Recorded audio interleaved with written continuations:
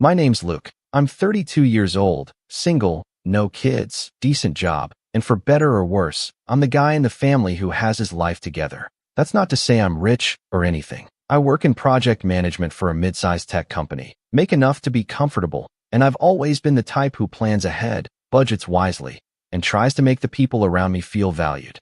Maybe that's why this whole thing hit me so hard. You give and give, thinking your family will appreciate it, that they'll respect your efforts, that they won't take advantage of you. And then one day, you get a text that makes you realize you were never seen as family, just a wallet. I should have seen it coming, honestly. My family's never been normal, but growing up, I just thought it was quirky. My mom, bless her heart, is the type of woman who believes keeping the peace is more important than standing up for what's right. She's warm, loving, and has never once missed a birthday or holiday. But she avoids confrontation like it's the plague. Then there's Josh, my older brother by 4 years, who's always been the golden child. The charming one. The one who could crash mom's car, lie about it, and still get dessert. He's got that kind of effortless charisma that makes people forgive him before they even realize he did something wrong. My mom has always seen him as her first miracle, and when he got married to Emily 8 years ago, it was like the two of them became royalty in her eyes. I always got along with Emily, or at least I thought I did, until things got complicated. But we'll get there. Now, I don't want to paint myself as some kind of martyr. I've had my moments of stubbornness, but I genuinely try to do right by people, especially my family. And for Mom's 60th birthday, I wanted to do something special. Not just a cake and card. I mean really special. A cruise. A whole luxury family cruise through the Caribbean, with excursions, spa days, beach time, and everything handled.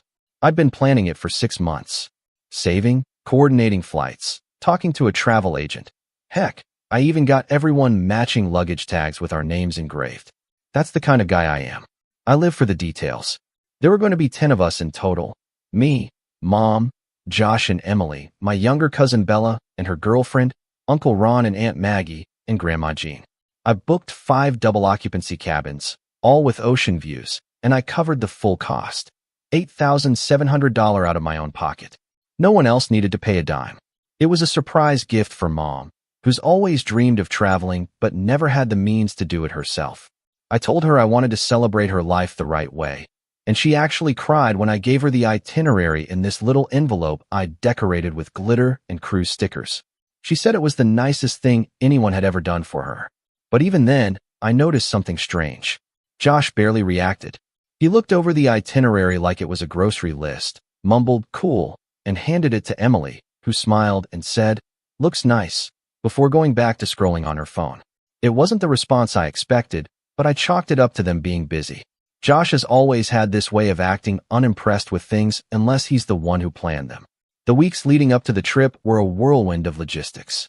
Flights were booked, confirmations printed, passports double-checked. I even arranged for a limo to take us all from the hotel to the port. Every now and then, I get a text from a family member asking about room numbers or activities, and I handled it all. I didn't mind. I liked being the guy who made it happen. It felt good knowing everyone would have a great time because I'd thought ahead. That's what made the text I got 3 days before the cruise so jarring. It was from Emily. No greeting. No punctuation. Just, "Hey, hope this is okay. We moved some stuff around. Gave your cabin to Josh's new wife. She deserves it more." I stared at the screen, confused. What new wife? And then I remembered. Emily and Josh had split up 3 months ago. Quietly, without drama. Emily had moved out, but we hadn't heard much about it, and Josh hadn't mentioned anything beyond, "We're taking a break." I figured it was one of those things couples go through. But I guess Josh had moved on. Fast. I replied, "Josh's new wife?" And she wrote back, "Yeah, lol, they got married last week.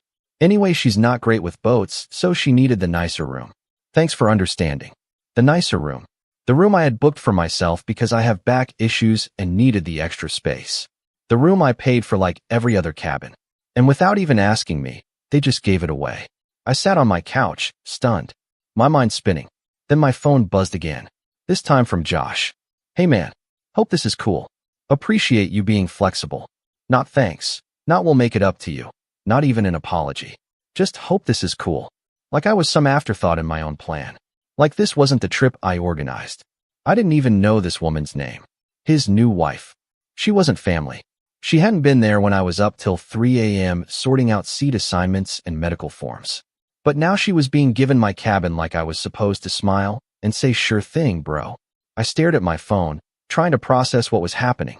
My heart thumped harder in my chest than it should have. I felt hot, then cold. A tight knot formed in my stomach. I thought about all the months I'd spent planning this trip, all the little things I did to make it perfect, and how easily it was being brushed aside. I was furious, but not just at them. At myself, for thinking this would be different. I typed back, "Okay, smiley face." That's all I said. Just 2 words and a smile. But my mind was already racing. I wasn't going to fight them over text. I wasn't going to argue or plead for my room back. No, I was going to handle this my way. Because if they thought taking my cabin was the worst thing they could do to me, they were about to find out what I could do when pushed too far. And trust me, that was just the beginning. I didn't sleep that night. I lay there in bed, staring at the ceiling, thoughts ricocheting around my skull like shrapnel. Every time I closed my eyes, I saw that text again. "We gave your cabin to Josh's new wife. She deserves it more." The sheer audacity of it made my skin crawl. And the more I thought about it, the more things started coming into focus. This wasn't just about the cabin. This had been brewing for years. My whole life, I've been the quiet one, the responsible one, the rock, as my mom likes to say. But being the rock comes at a cost. Everyone assumes you're fine, that you'll adjust, that you'll take the hit so others can shine. Josh, on the other hand, has always been the storm. Loud, reckless, charming, but never expected to carry any weight. I don't say that bitterly. I used to think it was just the natural order of things. But something about this cruise, the gift I'd poured myself into, the one thing I thought would be immune to the usual favoritism, made me realize how deep the imbalance ran. The day after the text, I called Mom. I needed to hear her voice. Maybe, I hoped, she didn't know about the switch. Maybe she'd be just as shocked as I was. "Hi, honey," she answered, cheery as ever. "Are you excited?" 3 more days. I cleared my throat. "Yeah, about that. Did you hear Josh and his new wife took my cabin?" There was a pause. Not long. Just enough. "Oh yes. Josh mentioned something about her having seasickness, and I figured you'd understand. You're so good with these things, Luke. Always so accommodating." That word, accommodating, landed in my chest like a lead weight. I didn't even know he remarried, Mom. "Oh, well, you know Josh. He's spontaneous. And she's very sweet. I'm sure you'll love her." "What's her name?" Another pause. "Ashley." I could hear the hesitation. She didn't even know her name off the top of her head. But somehow, she deserved my cabin more than I did. She's not family, Mom. I've never met her. And I paid for that cabin. You paid for the trip, Luke. That's the beautiful thing. You made this happen. And everyone's so grateful, sweetie. I know I am. There it was again, wrapped in syrup, dipped in guilt. Be the bigger person. Smile. Nod. Let them walk over you, but feel proud you gave them the floor. I ended the call soon after, heart pounding with a mix of disbelief and rage. I needed to cool off. I took a walk, then a drive. Ended up at a diner near my place, sipping bad coffee and trying to untangle how I got here. That night, I got a group text. Josh, being Josh, had created a cruise squad group chat. First message. "Yo. Final countdown. Who's ready for the best vacation ever?" Ashley followed with, "Can't wait to meet you all. Hope you don't mind." I added some excursions, just little things. Spa day, dolphin swim, yoga class. Excursions. She added excursions. On my itinerary, using the booking info I had organized. I checked the cruise portal, logged into the shared account I'd created for everyone to manage plans. Sure enough, several new bookings had been made, and all of them under my name. Dolphin experience? $295. Spa indulgence package? $420. Couples massage? $380. Private cabana for 2? $560. None of these had been there before, and they weren't just for her. There were other changes too. Bella and her girlfriend had been bumped to a later snorkeling group, so Ashley and Josh could have the early slot. Grandma's dinner reservation had been moved. My name was still listed as the primary guest and credit card holder. I stared at the screen, my jaw clenched so tight I thought my molars might crack. No one asked. No one even mentioned it. I texted Bella privately. "Hey, did you move your excursion time?" She replied almost instantly. "Nope. Got an email saying it was changed." Weird, right? I told her what was going on, and she immediately FaceTimed me. "You've got to be kidding," she said, her dark curls bouncing as she shook her head. "They're using your money to pamper her?" "Apparently," I said deadpan. Bella has always been the only person in the family who calls out the nonsense. She and I are close, mostly because we both know what it's like to be the less important ones in the family hierarchy. She's also hilariously blunt, which I needed in that moment. "I swear, Luke, this family treats you like a freaking concierge. If I were you, I'd cancel the whole thing." I didn't say anything, but the seed had been planted. The next day, we were all supposed to meet at the airport hotel near the port. I was arriving a day early to make sure everything was in place. When I got there, I found out from the hotel front desk that someone had tried to change the reservation name on the suite I booked for Mom and Grandma. Tried to assign it to Ashley. Let me repeat that. Ashley, a woman who had been married into the family for, 10 days, tried to hijack the suite I reserved for my mother and grandmother. I demanded to see the note, and sure enough, it had been phoned in that morning by someone claiming to be Luke's assistant. They said Ashley would be more comfortable in the bigger room, given her condition. Her condition? I stormed back to my room, seething. I needed a plan. A real one. Because this wasn't just ignorance or poor communication. This was entitlement on a whole new level. I had busted my butt to create something magical, and these people had taken it as their right to rearrange it as they pleased. That night, we had dinner at the hotel restaurant. It was the first time I saw Ashley in person. She was younger than I expected. Late 20s, maybe. Platinum blonde, surgically perfect face, dripping in designer everything. She walked into the room holding Josh's hand like she owned the air around her. "Oh my gosh, you must be Luke," she said, voice pitched like a cartoon. "You're the brother who made all this happen. Wow, you're like the MVP." She hugged me. I didn't hug back. "I hope it's okay, I made a few little upgrades," she added, laughing. "Just wanted to make it extra special for everyone." I gave her a tight smile. "Yeah, about that." But Josh clapped me on the back before I could finish. "Come on, man, don't be such a grump. It's a party. Live a little." Emily was there too. Yep. Josh invited his ex-wife to the same cruise he brought his new wife on. I found out later he told Emily that Mom insisted she come, and told Mom that Emily insisted. Manipulated both of them so he wouldn't look like the bad guy. The dinner was awkward. Grandma whispered to me at one point, "Who is that blonde woman?" I thought Emily and Josh were married. When I told her the truth, she blinked slowly and said, She's no Emily." After the meal, I stepped outside to get air. I sat on a bench and just let the cold night hit me. My phone buzzed. It was an email from the cruise line. Reminder, final payment due in 24 hours. Total remaining balance, $1,160, due to recent excursion additions. I laughed, out loud, in the middle of a hotel courtyard. A sharp, bitter laugh that tasted like metal. I didn't reply. I didn't forward it. I just sat there, staring at the stars, my brain slowly threading together every slight, every insult, every moment of blind entitlement that led to this. And I made a decision. A quiet one. A calm one. No theatrics. No warnings. I was going to cancel everything. The cruise. The excursions. The limo. The hotel transfers. Every single thing that was in my name.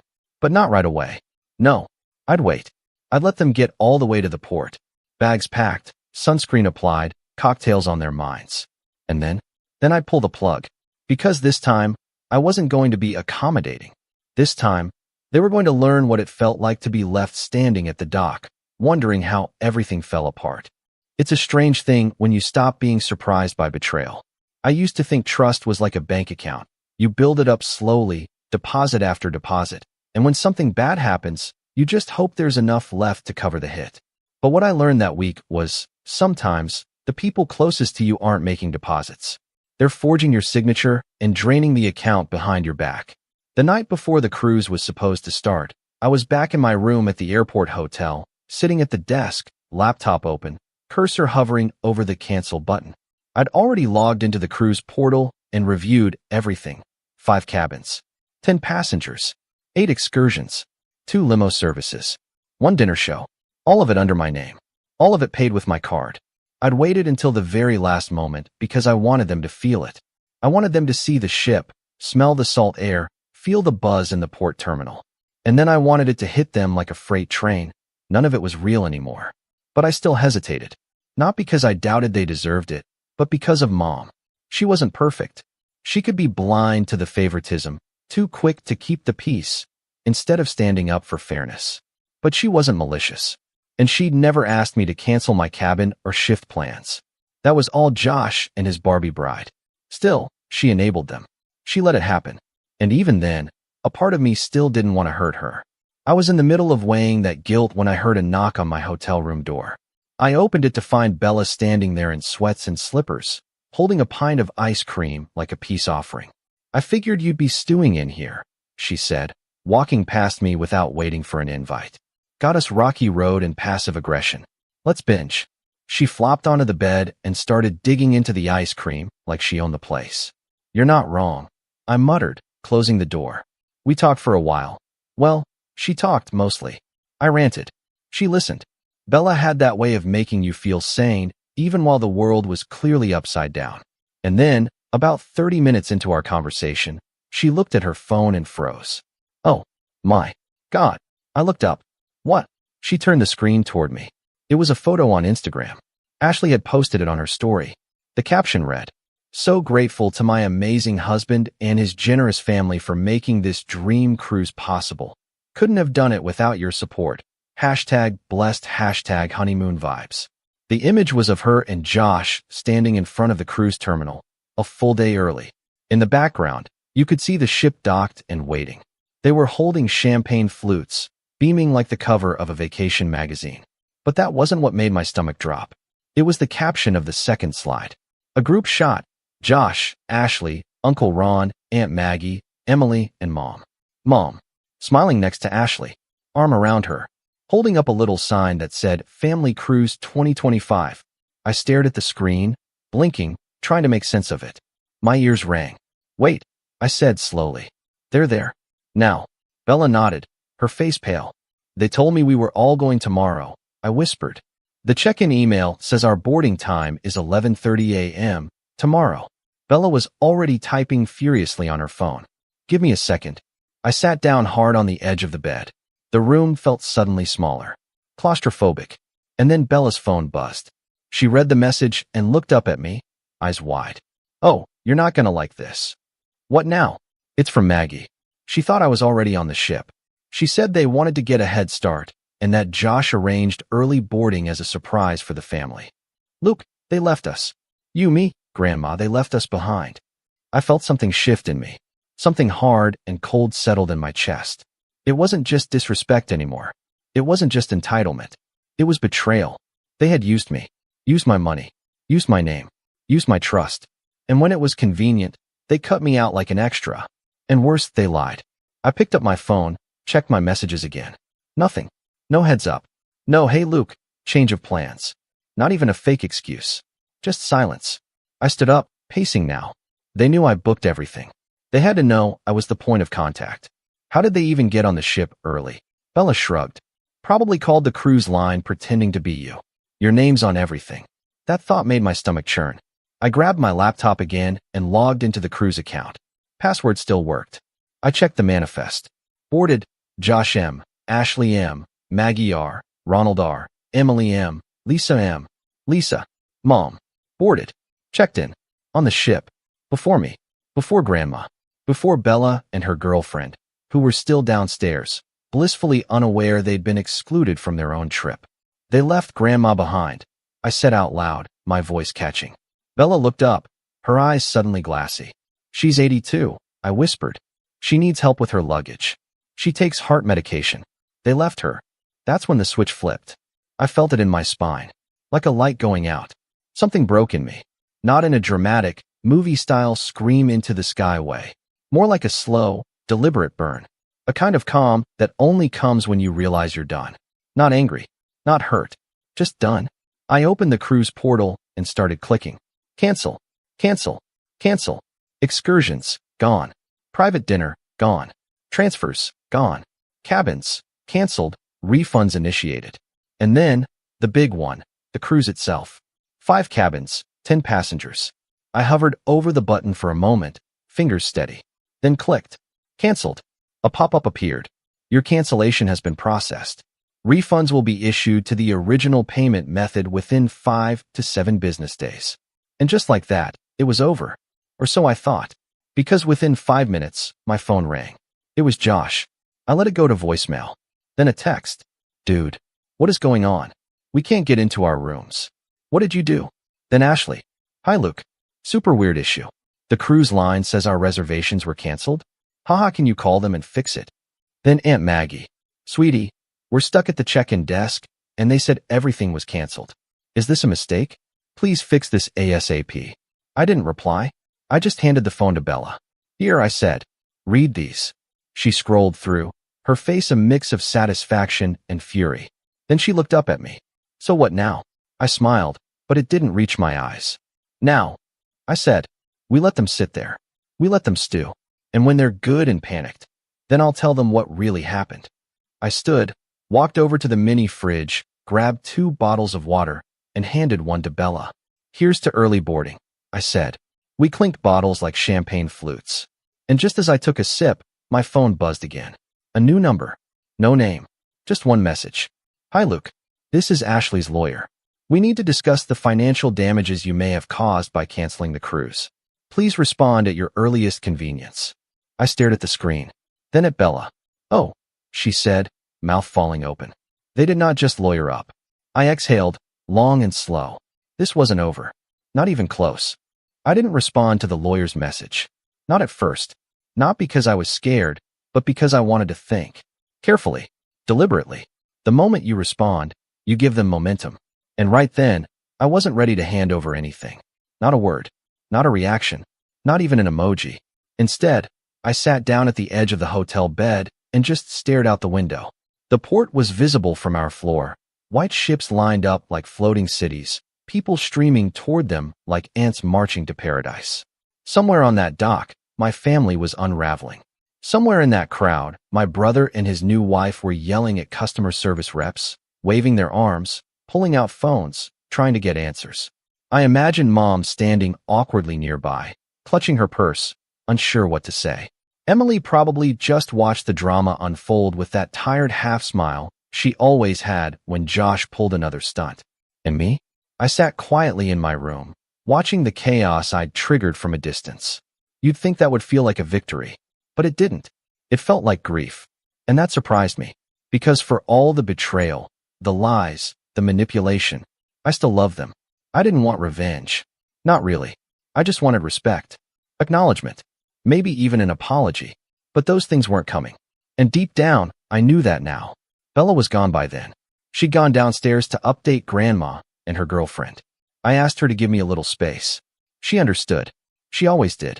For a while, I just sat there. And then I cried. Not loud. Not messy. Just slow, silent tears that came in waves I couldn't stop. It wasn't one thing. It was everything. The years of being the dependable one. The invisible one. The guy who made things work so other people could shine. And when I finally tried to give something beautiful, they took it, twisted it, and tossed me aside like a placeholder. I thought about the time I got promoted and Mom skipped my celebration dinner because Josh had a last-minute poker night, and she didn't want him to feel left out. I remembered the year I paid off her car loan in full for Christmas, and she gave Josh the exact same amount in cash, because it's only fair. The way she always said, Josh just needs a little more support than you, honey. You're so self-sufficient. They weren't words meant to hurt, but they added up. And this cruise was just the final ledger entry. Around 6 p.m., there was a knock at my door. I didn't move. The knock came again, softer this time.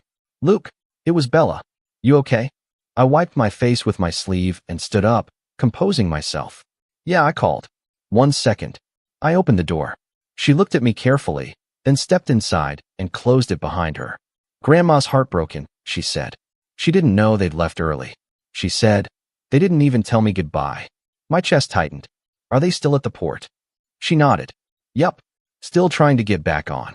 Security escorted them out of the check-in area once it was clear they didn't have valid boarding passes. Ashley threw a fit. Josh tried yelling at some manager. Maggie cried. It was a circus. And Mom. Bella hesitated. She didn't say much. Just kept asking where you were. I don't think she realized you canceled it. I think she thought the cruise line made a mistake. I rubbed my temples. Great. Bella pulled out her phone. They're texting me now? All of them.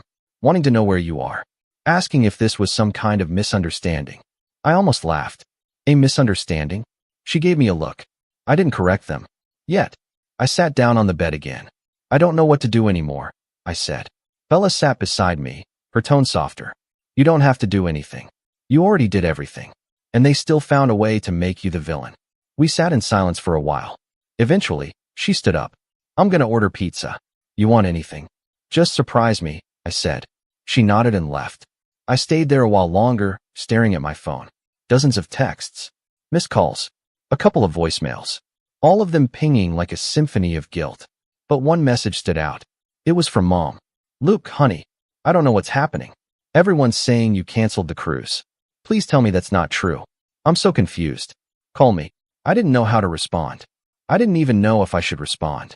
But I tapped out a message anyway. I'll explain everything soon. But not tonight. Then I turned my phone off and tossed it across the bed. That night, I barely ate. Bella brought me pizza, pepperoni and mushrooms, my favorite, but it went cold on the plate while I sat with my thoughts. Around midnight, I went for a walk. The hotel lobby was quiet, save for a sleepy clerk half watching a muted news broadcast. I stepped outside, into the cool coastal air. The stars were bright. The cruise ships were still docked, glowing like floating hotels. Somewhere on one of those decks, a wedding party was taking photos. Laughter echoed from the docks. That was supposed to be our laughter. I walked along the edge of the hotel property, eventually finding a quiet bench overlooking the water. I sat there a long time, hands in my pockets, breathing in the salty air. And that's when I started planning. Not revenge. Not anymore. Something else. Something freeing. I'd spent so much of my life trying to earn love from people who only loved what I could do for them, who treated my kindness like currency and expected discounts. But now, I was done being their concierge. Done paying for attention. Done showing up just to be background noise in someone else's spotlight. I didn't know exactly what I would do next, but I knew I wasn't going back to how things were. No more group texts. No more rescuing their plans. No more covering the bills to keep the peace. I would explain myself, once. Calmly. Clearly. And then I'd step back. Let the golden child carry his own weight for once. Let Mom see what happens when the self-sufficient one actually leaves. Let them all figure out who they are without my silent scaffolding. The cruise was gone. The money? Refundable. The relationships? Fractured. But maybe, for the first time in years, I wasn't. Maybe this was the moment I stopped trying to prove my worth to people who never questioned his. Maybe this was the moment I took back my life. And as I sat on that bench under the stars, the ocean breeze in my face, I made myself a quiet promise. The next time I planned a trip, it would be for me. Not for a mother who couldn't say no to her favorite. Not for a brother who only called when he needed something. Not for a family who called my boundaries moodiness. No, for me. And maybe, just maybe, for the people who actually saw me. I stood up, hands still in my pockets, and turned to walk back to the hotel. I didn't feel better yet, but I felt clear. And that was enough for now. What I didn't know, though, was that the next morning would bring something I never expected. A confrontation. Face to face. On hotel property. With all of them. The confrontation came faster than I expected. It started with a knock. Not gentle. Not polite. A hard, rapid thud thud thud at my hotel door at 7:43 a.m. I'd been up since 6. I was already dressed, sitting at the tiny desk in my room with a coffee I'd brewed from one of those pod machines. I wasn't anxious. Not anymore. I felt strangely calm, like I was standing on a cliff, the wind rushing against my face, knowing I'd already made the leap. I opened the door. Josh stood there, shirt wrinkled, eyes bloodshot, a tight-jawed expression that fell somewhere between rage and desperation.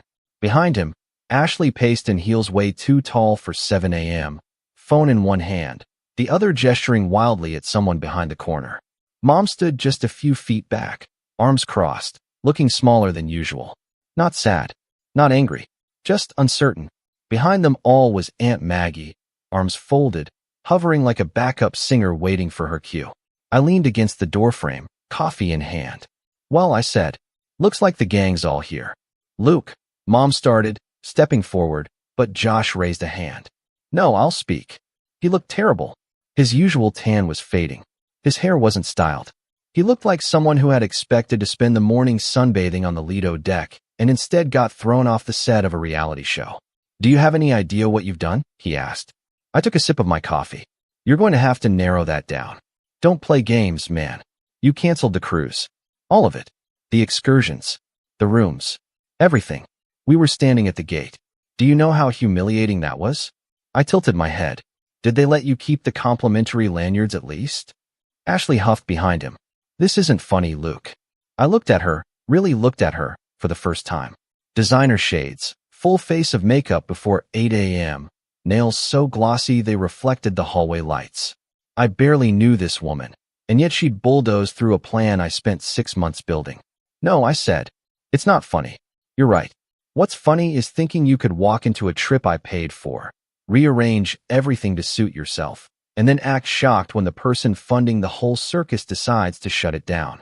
Josh stepped forward, and for a second, I thought he might actually take a swing. But he stopped himself. "You've always been jealous," he spat. "Always. That's the truth, isn't it?" I blinked. "Jealous? Of you?" His voice rose. "You've always hated that Mom loves me more." Mom opened her mouth to protest, but he cut her off. "No, let's say it. He thinks he's better than me. Just because he plans stuff, keeps receipts, follows rules. He thinks that makes him a better son." Ashley mumbled. "We should call the lawyer." I laughed. I couldn't help it. "You called a lawyer because I canceled my own vacation?" "We had plans," she snapped. "You made financial commitments. People relied on you. And I relied on you to respect me." I shot back. "You didn't." End of story. Mom stepped forward again, this time placing a hand on Josh's arm to pull him back.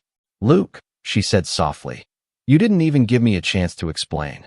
I finally turned to her fully. "Explain what? That you left early? That you didn't think twice about boarding that ship without Grandma, Bella, or me? That you smiled in photos while I sat here, realizing just how invisible I really am to this family?" Her eyes glistened. "I didn't know. I swear I didn't know they changed the boarding." I believed her, but that didn't change what I needed to do next. "I love you, Mom," I said, "but I'm done." Her brow furrowed. "Done. I'm done being the glue, the planner, the fixer. I'm done paying for loyalty." Ashley scoffed. "You're being dramatic." Josh shook his head. "You'll regret this. You think cutting us off makes you noble? It makes you selfish." I smiled. "Good. About time I tried it." And with that, I stepped back into my room and shut the door. It was done. The following weeks were quiet. No one reached out. Well, no one except Bella. She came over the next weekend with Thai takeout and zero judgment. Grandma called me too, once she'd made it back home safely. We talked for an hour about gardening, heart pills, and the sudden price of avocados. She didn't mention the cruise. Neither did I. But when we hung up, she said, "Proud of you, kiddo." And that meant something. I returned to work the next Monday. Threw myself into projects. Joined a new gym. I cut out the family group chat completely. Left without fanfare. Just hit the leave group button and muted the fallout. It was like lifting a 1,000-pound weight off my shoulders. At first, I expected guilt. But it never came. Instead, something else happened. I started saying no. And not just to my family. To coworkers who always dumped last-minute tasks on me because they knew I wouldn't complain.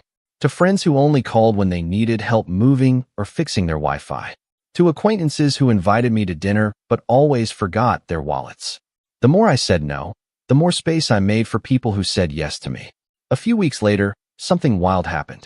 I posted about the canceled cruise, just a short version, on a Reddit thread about family boundaries. It blew up. Thousands of upvotes. DMs. People saying, "You did the right thing." A few even said, "You inspired me to stand up to my family too." That response hit me harder than I expected. So I wrote a blog post, just for myself at first. Titled it, "When Kindness Becomes Currency, Why I Canceled My Family Vacation." I shared the link on Twitter and forgot about it. 3 days later, it had 12,000 views. Then 40,000. By the end of the week, I got an email from a podcast producer who wanted to interview me about boundaries, burnout, and being the designated fixer in dysfunctional families. I almost said no. But then I thought, why not? So I did the interview. Then another. And another. Suddenly I was on a dozen podcasts, talking about emotional labor, the invisible weight of being this strong one, and what happens when you finally step away from people who only love the version of you that serves them. I got emails from therapists, messages from strangers. A teacher in Ohio said she printed my post and used it in her high school writing class. It was surreal, but it also made sense. Because for the first time in my life, people were listening to me. Not to what I could do for them, not to what I could fix, just me. One night, about a month after the cruise that never was, I got an email from a startup founder in Seattle. He'd read my blog and said my story hit close to home. He wanted to know if I'd be interested in consulting on a project he was building, something about mental load tracking and shared responsibility in families. An app, a community platform. It wasn't the kind of thing I normally did, but I agreed to a video call. 2 weeks later, I signed a contract. 6 months later, I had a small equity stake in something I actually believed in. And I wasn't doing it for Josh, or Mom, or anyone else. I was doing it for me. For the Luke who used to carry every burden quietly. For the Luke who thought being useful was the same as being loved. For the Luke who finally learned to walk away. And yet, just when I thought I had peace, something happened. An envelope showed up at my apartment. No return address. Inside was a wedding invitation. Embossed. Expensive. Cream-colored. You are cordially invited to celebrate the wedding of Joshua Michael Monroe and Ashley Rose Monroe. It was dated 6 months after the cruise. And on the back, written in blue ink, was a note. Hope you can make it this time. No hard feelings. Bring a +1. We booked you a suite. No apology. No acknowledgement. Just a silent dare. And suddenly, all that calm I'd built, it started to crack. Because this time, they weren't just expecting me to show up. They were expecting me to fund the forgiveness. To play my old role again. To pretend nothing happened.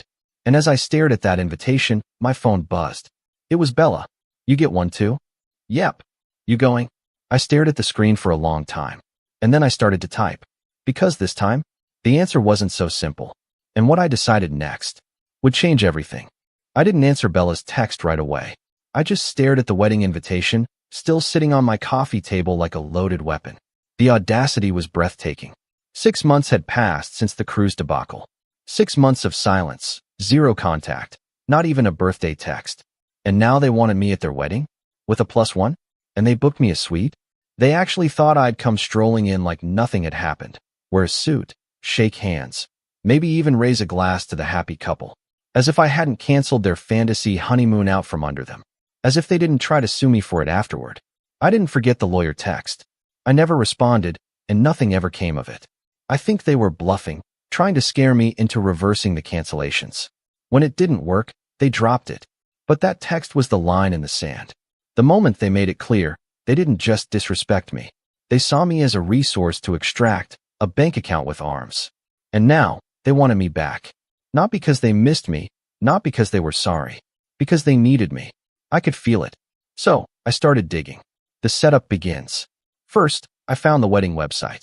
Ashley, of course, had created an elaborate site filled with pastel filters, cursive fonts, and paragraphs of nauseating backstory about how she and Josh manifested each other during a healing season.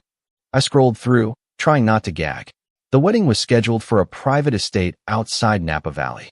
A vineyard rental that cost at least $20,000 for the weekend. Lavish, high-end, influencer-level stuff. They had a hashtag Monroe's Manifested. The guest list wasn't posted publicly, but there was an RSVP portal. I entered my name and the provided invite code, looked Plusone, and got access to the full itinerary. 3-day event. Welcome brunch. Vineyard tour. Rehearsal dinner. Ceremony.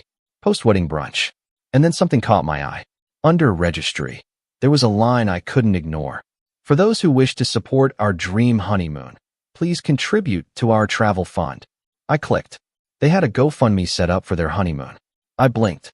After everything, they were crowdfunding a trip? I scrolled through the page. It was full of photos of tropical beaches, infinity pools, quotes about deserved luxury, and a big, bold message that read, "As you know, our original honeymoon plans were unexpectedly canceled due to a clerical issue. This time, we're doing things right, and we'd love your help." Clerical issue? That was what they were calling it now?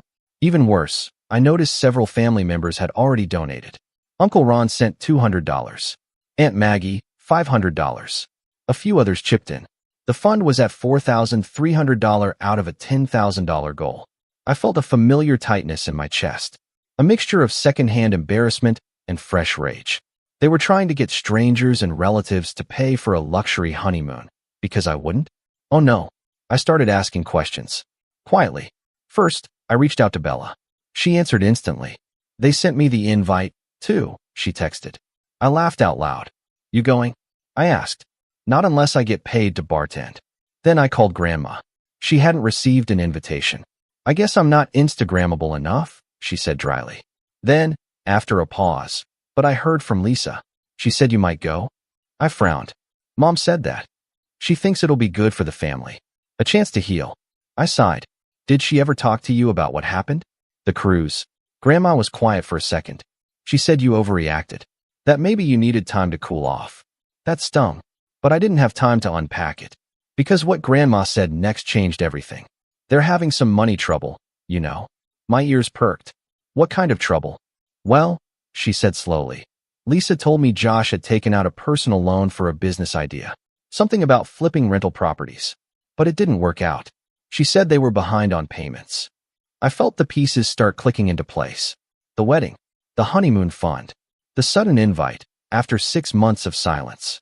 They didn't want reconciliation. They wanted a sponsor. Me. The guy who'd funded the cruise. The guy who always bailed them out. They thought I'd feel guilty enough to pony up one more time. And the worst part? Mom was helping them. Planning the play. I spent the next week researching. I found public property records that confirmed what Grandma said. Josh had indeed purchased 2 small properties through a shady LLC, Monroe Ventures LLC, about 8 months ago. Both were foreclosed within 5 months. He'd overleveraged them using high-interest loans. I found liens. I found unpaid contractor invoices. I even found one court filing, a debt collection suit filed by a roofing company for $11,200. It was all public record. A mess. Ashley's Instagram, though, told a different story. Filtered sunsets. Designer dresses. Brunches with captions like, manifest your lifestyle dizzy. She was building a brand. A fake one. And the wedding was the center of it. That's when I knew exactly what I was going to do. I wasn't just going to decline the invitation. I was going to accept it. The position of power. I RSVP'd yes. I selected will attend all events. I even put +1 attending. Then I messaged Bella. Want to be my +1 to a very fake wedding? Yes. Do I get to wear black and make snide comments? Absolutely. I also messaged an old college friend named Natalie. She worked in digital PR, specializing in influencer fraud, shady crowdfunding, and fake luxury lifestyle brands. I told her about Ashley's honeymoon fund and the questionable messaging. She laughed for a solid minute. You want me to do a background check? She asked. Deeper, I said. I want receipts. Real ones. Anything that proves they're lying to people. She got to work. 3 days later, she sent me a report. It wasn't huge, but it was enough. Ashley had edited her crowdfunding page multiple times. Originally, it listed very specific luxury items. Overwater bungalow at 6 Senses Maldives, private seaplane charter, luxury spa retreat in Santorini. These were scrubbed and replaced with vaguer phrases like romantic trip abroad once the fundraiser stalled. One donor had requested a refund via the platform, citing misrepresentation of intent. Another had left a public comment asking why Ashley was wearing a $1,200 Balenciaga jacket while asking for donations. Natalie even dug up a Reddit thread, buried deep, where someone had linked Ashley's wedding site, pointing out the disconnect between her luxury lifestyle and the GoFundMe. It was all there. Not enough to ruin them, but enough to pull a string. And that's what I planned to do. The night before the wedding weekend, Bella and I met for dinner. She wore a sleek black dress and combat boots. I wore a navy suit, no tie. We looked like hitmen attending a garden party. Over pasta and wine, I laid out everything I'd found. The debts, the fake crowdfunding, the luxury branding scam, and my plan. She leaned back in her chair when I finished. Dude, she said, blinking. You're terrifying. Thank you, I said. You're actually going? I nodded. I'm not going to make a scene. I'm not going to yell. Then what? I'm going to let them talk. I'll smile. I'll shake hands. I'll listen to every lie they tell me. And then I'll give them a gift. Bella raised an eyebrow. What kind of gift? I grinned. Oh, just something they'll never forget. Because now I had everything I needed. The money trail. The lies. The desperate debt. and the full attention of the bride and groom. They thought I was coming to make peace. But what I was really bringing was the match. And all they'd done for the past year was pile up the kindling. The fire was coming. But first, I was going to let them light it themselves. The wedding weekend arrived in full California sunshine. Bella and I pulled up to the Vineyard Estate in a rented black Audi convertible. Her idea, obviously. The place was absurdly picturesque. Rolling hills of vines. Cream-colored stone buildings. Waitstaff in matching white shirts directing cars to valet. It was all curated to perfection. Exactly the kind of place Ashley would have picked to crown herself queen of a new social circle. I stepped out of the car in a dark tailored suit, classic and understated. Bella, in a sleek, off-shoulder black dress with gold hoops and sunglasses, looked like she could walk into a Vogue shoot and not miss a beat. We were overdressed for a welcome brunch. On purpose. Ashley spotted us immediately from across the courtyard. She waved with 2 fingers, like royalty greeting subjects. Josh was beside her in salmon shorts and a linen shirt unbuttoned halfway down. His eyes met mine for just a second before flicking away. Good. He was nervous. The first day was all surface smiles. Hugs. Small talk. People awkwardly asking, "So, are you two?" while glancing between Bella and me. We played along. We laughed. We toasted mimosas. But I was watching. Every detail. I saw how Ashley flitted between guests like a performer on a tight schedule, checking that everyone was posting photos, that the hashtag was being used, that the branded cocktail napkins were on display.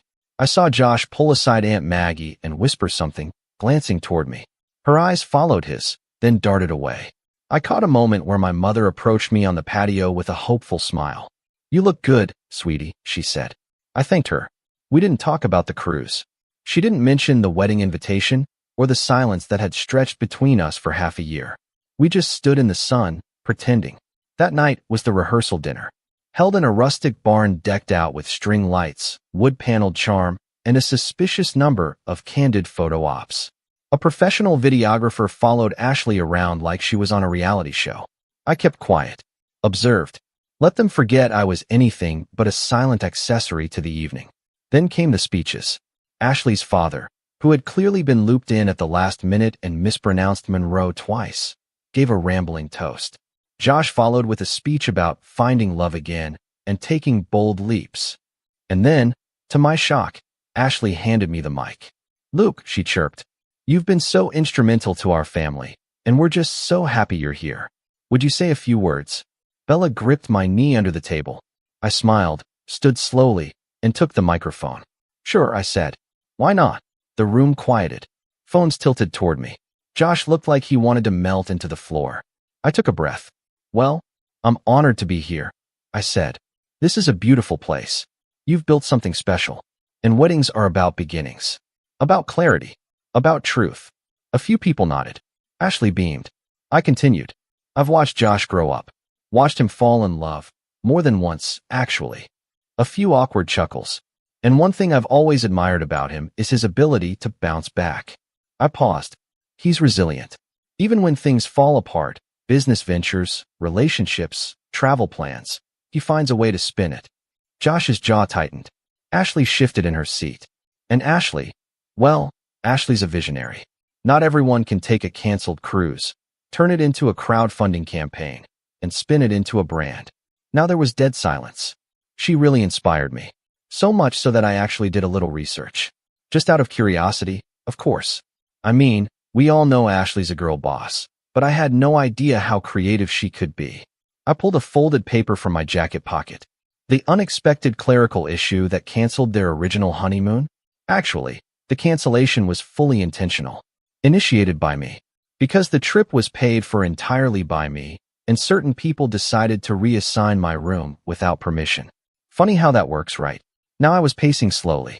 I also found out that the fundraiser mentioned they were going to the Maldives, then Santorini. Then it became a vague, romantic trip abroad. Bit of a moving target, huh? Ashley was frozen. Josh stood up. "That's enough," he said, low and sharp. But I held up a hand. "Don't worry, I'm wrapping up." I turned to the guests. Weddings are about starting with truth. So I figured I'd offer some. No hard feelings. No drama. Just clarity. I held up the page. In my hand is a packet of public records. Josh's property ventures. Lawsuits. Ashley's edited fundraiser timeline. The refund requests. The receipts. Gasps. But I'm not here to ruin your wedding. I'm here to attend it. Because I RSVP'd. Because I'm a man of my word. I folded the paper again, tucked it back in my jacket. Just wanted to make sure you all knew the real story. You deserve to. And with that, I handed the mic back to the stunned event coordinator, grabbed Bella's hand, and walked calmly out of the barn. We didn't run. We didn't need to. The damage was done. Controlled detonation. We didn't stay for the wedding day. We checked out of the estate that night and drove into San Francisco. Got sushi. Walked by the marina. Talked about anything but family. But my phone, it exploded. Texts from Josh. From Ashley. From Mom. From Aunt Maggie. Even from people I didn't know were attending. Josh's texts were furious. Caps lock. Threats. More you'll regret this. Ashley's were worse. Voice notes, 6 minutes long, crying about how I humiliated her, how I sabotaged her dream, and made her look like a liar in front of influencers. Mom called 3 times. I answered on the 4th. You humiliated them, she said. I was calm. No, Mom. I told the truth. If that humiliated them, maybe they needed to be. She was quiet. Then, you didn't have to make it public. They invited me publicly. They used me publicly. They lied to everyone publicly. She didn't respond. So I did. I'm done, Mom. I'm not angry. I'm not seeking revenge anymore. I just wanted out. And now I'm out. Then I hung up. The aftermath. I blocked Josh and Ashley. I never heard from Aunt Maggie again. But a funny thing happened a few weeks later. A DM popped up on my blog inbox. It was from a guest at the wedding. A guy named Terrence, apparently a cousin on Ashley's side. Hey man, just wanted to say thanks. That was the realest thing I've seen at a wedding. Totally changed how I see my own family. Hope you're doing well. He wasn't the only one. I got dozens of similar messages. People cheering, thanking me. Some even offering to tell their own stories. I started compiling them. With Bella's help, I launched a little newsletter, Exit Strategy, stories about breaking cycles, cutting ties, and choosing freedom. Within a month, it had 10,000 subscribers. 6 months later, I was speaking on panels about emotional labor, boundary setting, and healing from toxic family dynamics. And the best part? I never spent another dime on people who didn't see my value. I'd love to say Josh learned something. That Ashley apologized. That Mom came around. But this isn't a fairy tale. Sometimes, you don't get the apology. Sometimes, you don't get the closure. You just get free. And that was worth every penny I ever spent. The fallout wasn't immediate. Like most things in our family, it came in waves, slow, messy, and louder than it needed to be. After the wedding weekend, Josh and Ashley went radio silent. No surprise there. I'd humiliated them. On their turf, in front of their friends, their influencers, their carefully cultivated audience. And worse, I hadn't screamed or thrown drinks. I hadn't made a scene. I just calmly told the truth. Truth doesn't need volume. What it needs is ears. And as it turns out, plenty of people were listening. Ashley's downfall. The first public crack appeared on Instagram. A post from one of her influencer friends went viral on a niche gossip forum. A screenshot of Ashley sobbing during the rehearsal dinner, captioned with a side-eye emoji, and apparently scamming your own wedding guests isn't part of the vibe. It snowballed from there. A few of her backers, people who had donated to the honeymoon GoFundMe, started asking for refunds. One even left a comment saying, "Didn't you already go on a cruise and lie about it?" Ashley deleted the entire post within 24 hours, but not before someone archived it. Her follower count dropped. Not dramatically, but enough to notice. Then she made the mistake of addressing it. She posted a heavily filtered Instagram story, tearfully explaining that certain family members had twisted facts and that people were weaponizing misunderstandings to ruin her most special day. She called me a jealous sibling and said the internet was toxic and cruel. But that backfired, too. One of her former bridesmaids, someone I didn't even know, posted a TikTok calmly explaining what had happened. She talked about the luxury GoFundMe, the edited captions, the fact that Ashley excluded Grandma from the wedding and never apologized, and the stunt with my cruise cabin. It got over 2 million views. Ashley's brand crumbled. Not overnight, but enough that her sponsorships dried up. A fashion boutique dropped her. A skincare company quietly removed her from their ambassador page. I didn't do any of that. I just lit the match. She spent the next several months trying to rebrand. She moved from luxury to authentic self-care, then to spiritual wellness. But the engagement never came back. The wedding photos barely got traction. And eventually, she went private. Not long after, the honeymoon fund page was shut down. Current total raised $5,012.75. No trip ever happened. Josh's spiral. Josh tried to go underground. He deleted his Facebook, locked his LinkedIn, and stopped answering texts. But bad business doesn't disappear just because you hide. The roofing company that had filed suit, they won in small claims court. Then came another creditor, someone from his failed Airbnb flip. Apparently, Josh had promised a guaranteed return on an investment, but the house had been foreclosed before he made a single payment. The guy filed a fraud claim. Josh settled privately, but word got around. People started ghosting him. His reputation was shot. No one wanted to go into business with him, not even casually. I heard through the grapevine that he was working a sales job for a startup in Sacramento, back to commissions and cold calls. He hadn't done that kind of work since his 20s. And the marriage? It lasted 11 months.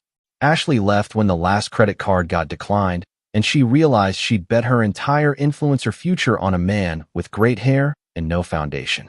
She posted a breakup video. One of those vague, ethereal things with piano music and candles. Sometimes, she whispered, you grow faster than the people you love. She turned the comments off. My mom was the hardest part. She kept trying to hold it together, act like everything was fine. She'd call every few weeks, leave me voicemails about the weather, about her neighbor's cat, about how everyone's still adjusting. But I didn't answer. I wasn't angry anymore. I was just done. We finally talked one afternoon in late spring. She came to my apartment unannounced. I almost didn't open the door. But then I saw her through the peephole, standing there with a plastic container of lemon bars and a look in her eyes I hadn't seen in years. We sat on my couch. She talked. I listened. She cried. I didn't. She said she never meant for it to go this far. That she thought Josh just needed time. That she believed Ashley when she said I was okay with the cabin thing. That she hadn't realized the scale of the lies until she saw the wedding unravel in real time. I wanted peace, she said, voice shaking. But I didn't realize peace isn't the same as fairness. I nodded. I thought you were strong enough to take the hits, she whispered. And maybe that was selfish. It was the closest thing to an apology I'd ever get from her. I didn't hug her, but I didn't ask her to leave, either. And that was enough for now. A new chapter. A year after the cruise that never was, I booked a different trip. Same destination, Caribbean. But this time, it was just me, Bella, Grandma, and Bella's girlfriend. We booked ocean view suites. We snorkeled. We danced on the deck. We ate ridiculous amounts of food. Grandma drank 2 piña coladas and called the bartender a spicy young man. Bella posted a photo of us with the caption, "No drama, just healing." And for the first time in years, I felt whole. Not because I'd won, not because they suffered, but because I'd finally stopped shrinking myself to keep the peace. Because I chose peace for me. Because I finally realized that boundaries aren't walls. They're doors. And I had locked mine from the inside. Final line. And as I stood on the ship's railing that final night, wind in my face, laughter behind me, and not a single person asking me to pay their tab, I knew, with absolute clarity, I wasn't the villain in their story. I was just the first one to walk out of the circus and burn the tent behind me. I'm Luke, I'm 27, and I thought this Thanksgiving would finally be different. I'd been telling myself that for years, actually. Every holiday, I pack my car with groceries, drinks, and desserts, drive 2 hours to my parents' house, and hope, really hope, that this time they'll treat me like more than an ATM with a smile. This year, I even volunteered to handle the turkey, prep some sides, and split the cost of the catering with my mom, just to lighten the load. I told myself it would be a chance to finally feel included, to maybe repair things with my family. But I should have known better. I arrived early that morning, lugging bags into the kitchen while my sister scrolled on her phone from the couch. My mom gave me a distracted nod as I started unloading groceries. "Put the wine in the fridge," she said without looking up from basting the turkey. My dad was already outside, supervising the table setup, which usually means bossing my brother-in-law around. By the time noon rolled around, I'd been chopping vegetables, mashing potatoes, and running back and forth between the kitchen and dining room for hours. No one really thanked me. but I told myself they were just busy. When the caterer arrived, I stepped outside and paid my half of the bill, more than I really wanted to spend, but I figured it was worth it to keep the peace. The table looked great, the food smelled amazing, and despite my sore feet, I was starting to feel proud. I even put on one of my nice button-downs before dinner. Maybe this would be the year they noticed how much I contributed. But then came the moment that changed everything. As we were about to sit down, my mom gave me this little smirk, the kind she uses when she's about to say something pointed. "Don't forget," she said loudly, looking right at me, "you're just a visitor here." My dad chuckled, like she'd just told the funniest joke. My sister rolled her eyes so hard I thought they might get stuck. For a second, I thought maybe I misheard her. But no, she said it again, softer this time, almost under her breath, but just loud enough for me to catch it. "Visitor." It hit me like a punch. I froze there with the carving knife in my hand, apron still tied around my waist, feeling every eye in the room on me. A visitor? After everything I'd done today? After everything I'd been doing for years? I forced a smile, slow and calm, because if I didn't, I was pretty sure I'd snap. I untied my apron and hung it neatly over the chair, my hands surprisingly steady. No one said anything. Maybe they thought I was just taking a seat. But inside, something shifted. That was the moment I decided things were going to change. I sat through dinner quietly, nodding at conversations, answering questions with short replies, even laughing at a joke or two. But the whole time, my mind was somewhere else. I couldn't stop hearing that word, visitor, ringing in my ears. Every time my dad poured himself another drink, every time my mom bragged about the cranberry sauce like she'd made it all by herself, every time my sister complained about her rent, I just kept smiling. And that smile wasn't for them, because I already knew what I was going to do. I didn't know exactly how yet, but one thing was clear. This was the last Thanksgiving I'd ever spend feeling like the outsider at my own family's table. The last time they'd eat off my dime and laugh about it. When dessert was served, I excused myself early, claiming I was tired from the drive. Mom gave me a half-hearted wave, and Dad mumbled something about locking up when I left. They didn't notice the way I paused in the hallway, looking back at that perfectly set table, everyone eating and talking like nothing had happened. They didn't notice the way I smiled one last time. This time for me, not them, before I walked out the door. And that's when I started planning. The drive home that night felt longer than usual. The radio was on, but I wasn't really hearing it. I kept replaying my mom's words in my head, the way my dad laughed like it was some harmless joke, the way my sister just rolled her eyes like I was the problem. Just a visitor. The more I thought about it, the more I realized that this wasn't just a throwaway comment. It was how they actually saw me. I'd been showing up, paying, cooking, making an effort for years, and instead of respect, I got that. By the time I pulled into my driveway, my thoughts had turned from hurt to anger. My house, the house I bought on my own at 25, felt like a different planet compared to my parents' place. Quiet, peaceful, mine. I set my keys on the counter and just stood there in the kitchen for a minute, looking around, breathing slowly until the tension in my chest started to loosen. Then I poured myself a glass of water, sat down at the table, and opened the family group chat. The messages were still coming in. Pictures of the pie, my dad cracking another joke about family tradition, my sister posting a selfie with the turkey in the background and captioning it, "I did this." That one stung more than it should have. She hadn't lifted a finger all day. Not a single dish washed, not a single trip to the store. And yet she was getting all the likes from relatives.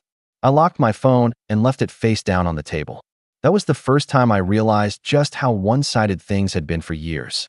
The days after Thanksgiving were tense. Not with my family. They were acting like everything was fine, but with me. I stopped texting back right away. When Mom called that weekend to ask if I could send money for some extra costs from Thanksgiving, I told her I'd look at my budget and hung up quickly. That's when the real pattern started to show. Suddenly, I was the ungrateful one. Mom sent a long message in the group chat about how family isn't about money. It's about showing up, conveniently ignoring the fact that I had shown up and paid. Dad chimed in with his usual sarcasm. Guess Luke's too busy now that he's a big shot with a house and a fancy job. My sister sent one of those passive-aggressive okay texts that meant she was talking about me to her friends. I wanted to say something. I really did. But instead, I stayed quiet. I let them talk. And it didn't stop there. 2 weeks later, my mom called again. This time she didn't even bother with small talk. "So, Your sister's car needs repairs, she said casually, as though we were discussing the weather. The mechanic says it'll be about $1,200. She's a bit tight on cash right now, so I told her you'd help. I nearly dropped the mug I was holding. Excuse me. It's just a loan, Mom said quickly, like that would make it better. You make good money, and she's been stressed enough as it is. You know she's had a hard year. I took a long breath before answering. Mom, I'm not giving her money for a car repair. She's had 3 jobs in the past year and quit all of them because she didn't like the vibe. That's not my responsibility.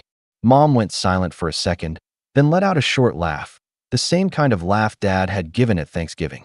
You've changed, Luke. You used to be so generous. I'm still generous, I said calmly. Just not with people who treat me like I'm only good for my wallet. That ended the call. 3 days later, Dad called. I didn't pick up at first, but he left a voicemail. His voice was tight, irritated. Your sister is crying, Luke. She feels like you don't care about this family anymore. I don't know what's gotten into you, but this attitude stops now. We don't turn our backs on family when they need us. I didn't call back. Instead, I started remembering all the other times they'd pulled this same routine. Every Christmas, every birthday, every cookout. The time I covered my brother-in-law's bachelor party dinner because Dad forgot his wallet. The time Mom hinted I should pay for new patio furniture because you use it too when you visit. The time my sister threw a fit because I wouldn't help her move for the 3rd time in 2 years. I thought back to the Thanksgiving table, to that word, visitor, and I realized that they'd only ever invited me to the table because I brought something to it. By mid-December, the pressure ramped up. My sister started calling me directly, something she almost never does. Look, she said one evening, her voice full of false sweetness. If you can just cover the repair, I'll pay you back in January. Or February at the latest. You know I can't get to work without my car. You don't have a job, I reminded her. She went quiet, then her tone changed completely. Fine, she snapped. Be selfish.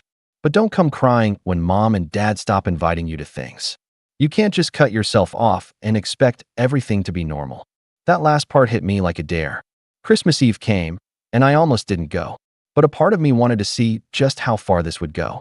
The house was packed. Cousins, aunts, uncles. The usual chaos. I brought a small box of chocolates as my contribution and nothing else. When Mom opened the door, I swear her smile faltered just a little when she saw I wasn't carrying my usual grocery bags. Inside, the atmosphere was different. My dad barely said hello before going back to watching the game.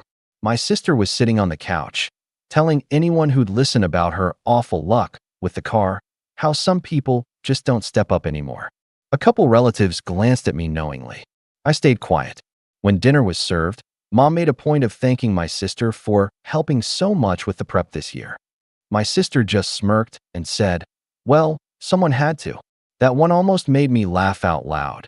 The table looked like it had been thrown together last minute, and I knew for a fact my sister hadn't been anywhere near the kitchen. But I stayed quiet. I ate my food, complimented the ham, and made small talk. Inside, though, I was cataloging every word, every look, every laugh at my expense. Because if Thanksgiving had been the wake-up call, Christmas Eve was the confirmation. On the drive home that night, I didn't feel angry. Not anymore. I felt clear. They weren't going to change. And that meant I had to. But before I made any decisions, I had one more test in mind. New Year's dinner. If they pushed one more time, if they tried to guilt me or humiliate me or treat me like the visitor they claimed I was, then I'd know exactly what to do. And trust me, I was ready. New Year's dinner at my parents' house has always been the biggest deal of the season. Bigger than Christmas, honestly.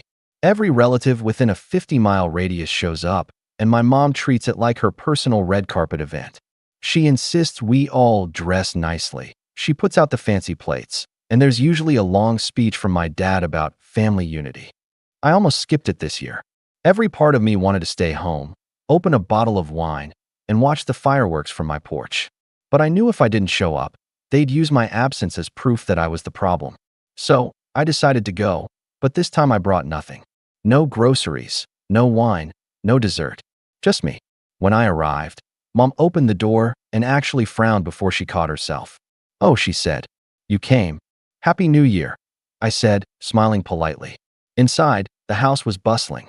My sister was already there, dressed to the nines, loudly telling everyone about her rough few weeks. She caught sight of me, smiled sweetly, and said just loud enough for the nearby relatives to hear, "Wow, Luke actually made it." I just hung up my coat and joined the others. Dinner started late, it always does, and by then, I could feel something was brewing. My mom and sister kept whispering in the kitchen. My dad was topping off his drink before anyone else had even finished their first. The tension in the air felt different, heavier. We all sat down at the table, and just like every year, my dad stood up to give his speech. "Family is everything," he started, looking around the table. "We've had our ups and downs, but at the end of the day, we show up for each other. That's what matters." It sounded harmless enough until he added, "Some of us have forgotten that lately." The room went quiet. I didn't move, didn't speak. I just kept my face neutral. Dad sat back down, and Mom took over. "Speaking of showing up," she said lightly, "your sister has had a really hard time with her car situation. But we have good news. We've decided to all pitch in to help her out." That's when I realized what was about to happen. Mom smiled sweetly and set an envelope in the center of the table. "Everyone's contributing something. We thought it would be nice to make it a group effort." The envelope was already half full of cash. And then she looked right at me.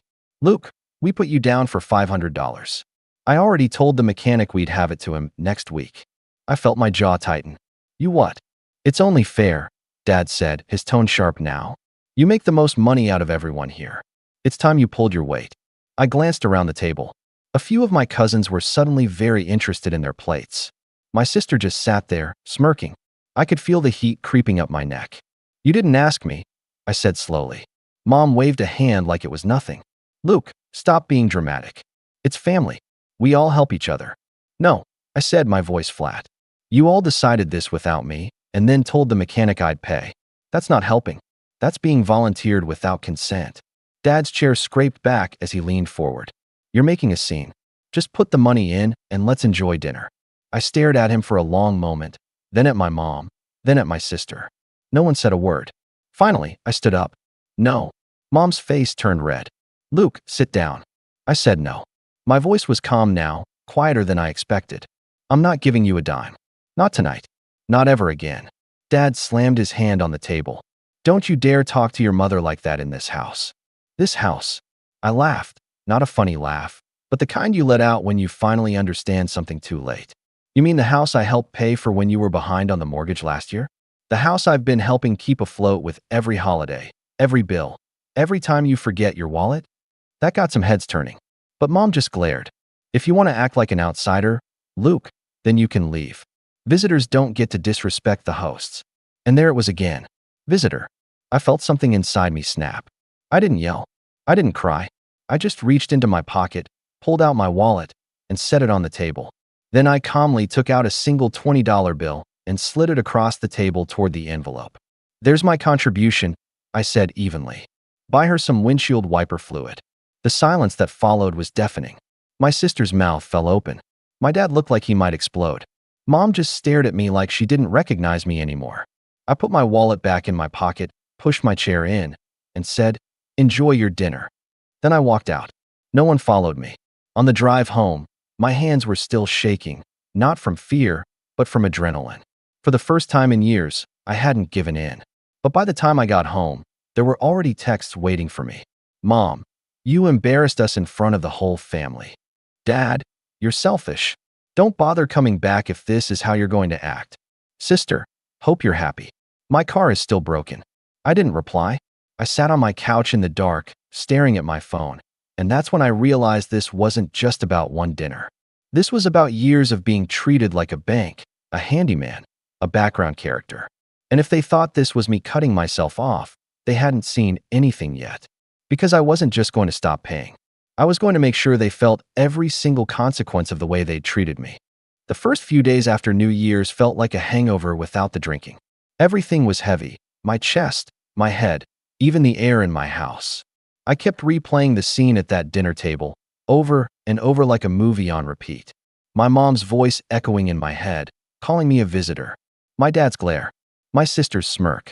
The way no one, not a single person, spoke up for me. I thought that maybe, after I left, someone would call to smooth things over. Not to apologize. I wasn't naive enough to expect that. but at least to clear the air. But the calls never came. What I got instead were more texts. Mom, your behavior was unacceptable. We're not sure how to move forward with you until you apologize. Dad, you made your mother cry. You should be ashamed. Sister, hope you enjoyed your little tantrum. Everyone was talking about it after you left. Good job. Every time my phone buzzed, I felt my stomach tighten. I stopped checking my notifications after the third day. It was the silence from everyone else that stung the most. Aunts, uncles, cousins, the people I'd driven across town for, helped move furniture for, lent money to, babysat kids for. Not one message. Not one, "Hey, are you okay?" And that's when it really sank in. They were choosing a side. And it wasn't mine. That first weekend, I barely left the house. I sat on my couch, wrapped in a blanket, watching shows I didn't care about just to drown out my thoughts. I ordered takeout instead of cooking. The kitchen still smelled faintly of roasted turkey from Thanksgiving, a smell that now made me angry. On Sunday night, I got an email from my mom. A long one. She listed every favor they'd ever done for me. Letting me live at home after college for 6 months, letting me borrow Dad's old car once when mine broke down, paying for a dentist bill when I was a teenager. Then she wrote that they were disappointed in the person I'd become, and that maybe I needed to take some time to reflect on what family really means. I didn't reply. I sat there, staring at the email, and felt this wave of something new wash over me. It wasn't just hurt anymore. It wasn't even anger. It was something sharper, colder. Clarity. The next week at work was rough. I was distracted, short with my coworkers, zoning out during meetings. My boss even pulled me aside and asked if everything was okay. Yeah, I lied. Just tired. But I wasn't tired. I was drained. I started noticing how much of my energy had been tied up in trying to earn my family's approval. All the extra hours I'd worked to afford nice gifts at Christmas, the trips to the store before big dinners, the effort I'd put into being helpful, reliable, the good son. And for what? So they could laugh about me behind my back? So they could call me a visitor in the house I'd helped them keep? One night, about 2 weeks after the dinner, I got a text from my cousin Mark. He rarely reached out, so I hesitated before opening it. Mark, hey man, just wanted to say I thought what happened at New Year's was messed up. I didn't want to say anything in front of everyone, but you didn't deserve that. For the first time in weeks, I felt something other than anger. Relief, maybe. Gratitude. I thanked him for saying something, told him it meant a lot. And that's when he told me something that made my stomach twist. Mark, you know they've been talking about cutting you out of the family group chat, right? They said if you're going to act like this, you don't need to be included. I just stared at the screen. It was such a small thing, a group chat, but it felt like the final nail in the coffin. Not because I cared about the chat itself, but because it confirmed what I already suspected. They were writing me off completely. And that's when I stopped waiting for them to fix anything. The following weekend, I cleaned my house from top to bottom. It was like shedding a layer of skin. I took down the framed family photo in the hallway, the one from a vacation we took when I was 17, and tucked it into a drawer. I packed up the dishes Mom had given me as a housewarming gift and put them in a box in the garage. It wasn't dramatic. It wasn't angry. It was deliberate. Step by step, I started cutting out anything that tethered me to their version of family.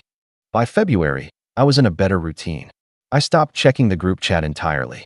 When Mom called, I let it go to voicemail. Same for Dad. My sister eventually stopped trying to bait me with texts. I started cooking more, focusing on myself. Went to the gym a few times a week. Caught up with friends I hadn't seen in months. For the first time in years, I felt like I was living for me, not for them. But deep down, I knew I wasn't done. Because as much as I was moving on, there was still one thing that gnawed at me: the mortgage. The help I'd given them last year when they were behind on payments. It wasn't a gift. It was supposed to be a temporary loan. They promised they'd pay me back once Dad's bonus came through. That was 9 months ago, and now they were acting like I owed them something. I pulled out the old paperwork I'd saved, bank transfers, emails, texts, everything documenting the $8,000 I'd wired them to stop the foreclosure. I read through it carefully, highlighting every line where they promised repayment. And as I sat there with the papers spread across my dining room table, I realized something. I had leverage. I didn't know what I was going to do yet. I didn't want to be petty for the sake of it. But if they were going to treat me like the villain, maybe it was time they saw what that actually looked like. And as the weeks went by, my plan slowly started to take shape. Then came the message that solidified my decision. Mom, Easter dinner is coming up. Everyone's bringing something. I put you down for ham and dessert. Also, your sister still needs help with the car. You can settle up with her then. Settle up. Like it was already decided. I stared at that text for a long time. Then I set my phone down, leaned back in my chair, and smiled. Not a bitter smile this time. A knowing one. Because Easter was going to be different. And for once, I wasn't going to be the one left hurting when it was over. February turned into March, and I noticed something strange happening. I was starting to feel lighter. The tightness in my chest that had been there since Thanksgiving began to ease. The silence from my parents and sister wasn't bothering me as much anymore. In a weird way, it was a relief not to have my phone buzzing with their constant demands. At work, I threw myself into projects that had been sitting on the back burner. I started coming in early, volunteering for assignments no one wanted, and finishing them ahead of schedule. My boss noticed. By mid-March, I'd been asked to take the lead on a big client proposal. It meant long hours, but it also meant visibility. One Friday, after a particularly big presentation, my boss pulled me aside. "Luke, you've been killing it lately," he said. "There's a management role opening up next quarter, and I think you should apply." I tried to play it cool, but my heart was racing. A promotion would mean a significant pay raise, more responsibility, and, frankly, more freedom. That night, I sat at my kitchen table with a glass of wine and thought about how far I'd come in just a few months. I wasn't the same person who had stood there at Thanksgiving with an apron on, silently taking their insults. I was starting to feel like someone they wouldn't even recognize anymore. My personal life started to reflect that shift too. I reached out to a few old friends I hadn't seen since college. People I'd drifted away from because I'd always been too busy putting my family first. We grabbed drinks, caught up, laughed about old times. It felt good to be around people who actually enjoyed my company for me, not for what I could bring or pay for. I started spending my weekends differently. Instead of driving to my parents' house to help fix whatever had mysteriously broken that week, I worked on my own home projects. I repainted my guest bedroom. I planted herbs in the kitchen window. For the first time, my house didn't just feel like where I lived. It felt like my space, my sanctuary. I could almost hear my dad's voice in my head, mocking me for playing house. But for once, the thought didn't sting. It made me smile. Money stopped being a quiet point of anxiety. Without the constant drain of paying for family events, covering emergencies, or buying half the groceries for every holiday, I watched my savings account grow. I started putting more into investments, something I'd always wanted to do but never felt like I had enough breathing room for. By the time March ended, I had saved nearly $4,000 in just 3 months, almost half of what I'd given them for the mortgage the year before. Seeing that number in my account gave me a kind of satisfaction I hadn't felt in a long time. But the real turning point came in early April. I was going through some files in my home office when I found the manila folder labeled House Docs, Mom and Dad. Inside was every receipt, every transfer confirmation, every text message screenshot from the mortgage bailout. I kept it organized at first just to make sure they paid me back. Now, I looked at it with new eyes. I wasn't just holding proof of what I'd given them. I was holding proof of how much power they had over me at the time. That folder represented every sleepless night I'd spent worrying they might lose the house. Every time I'd bailed them out without hesitation, even when it meant putting my own plans on hold. And they had turned around and called me a visitor. I sat there staring at that folder for a long time, then took out my laptop and started drafting a simple, polite letter requesting repayment in full. No threats, no anger, just facts and dates and amounts. I didn't send it, not yet, but just having it saved on my desktop felt like reclaiming something, like putting my hands back on the steering wheel. Around that time, I got an invitation to a friend's birthday dinner. I almost said no. The old me would have worried about running into questions about my family, but then I decided to go. The night was one of the best I'd had in months. We laughed, told stories, shared memories. And when someone inevitably asked, "So, how's your family?" I surprised myself by not dodging the question. "They're complicated," I said honestly. "We're not talking right now." And to my surprise, no one judged me. No one said, "But they're family," or "You should make up with them." Instead, one friend nodded and said, "Sometimes you have to do what's right for your own peace." It felt like permission to keep going. Then Easter rolled around. I'd been waiting for it, half expecting a message from my mom the week before demanding to know what I was bringing. Sure enough, 5 days before Easter, I got a group text. Mom, Luke, don't forget to pick up the ham and dessert for Sunday. We'll see you at 4. I stared at the message, feeling that old mix of anger and sadness start to bubble up. Then I took a deep breath, and for the first time in my life, I didn't reply. Sunday came and went. I stayed home, made myself a nice brunch, and went for a long walk. When I got back, my phone had 14 missed calls. I didn't answer a single one. The next day, I got another email from Mom. This one was shorter than the last. You hurt this family, Luke. Everyone was asking where you were. Your sister cried all night. We don't know what happened to you. I didn't reply, because I knew exactly what had happened to me. I had finally stopped trying to prove myself to people who didn't want to see me. By May, the promotion at work came through. I signed the offer letter with a grin on my face, then treated myself to a weekend getaway. Just me, a cabin by the lake, and no family drama. I sat on the deck that Saturday morning, coffee in hand, watching the water, and thought about how much had changed in less than 6 months. I wasn't just surviving anymore. I was thriving. And that's when the idea for what I needed to do next became crystal clear. It wasn't about revenge, not yet. It was about setting the record straight. Because if they thought I was just going to fade into the background quietly, they were in for a very rude awakening. After that weekend at the lake, I came home feeling sharper than I had in months. Clearer, like I'd been walking around with foggy glasses and someone finally wiped them clean. It wasn't just about cutting them off anymore. It was about taking back control of the narrative. I opened my laptop, pulled up the repayment letter I'd drafted, and read through it again. It was simple and professional, outlining the $8,000 I had given them, the dates of the transfers, and their promise to pay me back once Dad's bonus came through. This time, instead of saving it as a draft, I printed it, signed it, and tucked it into an envelope. But I didn't mail it. Not yet, because I knew that just sending the letter would get me labeled as spiteful or greedy.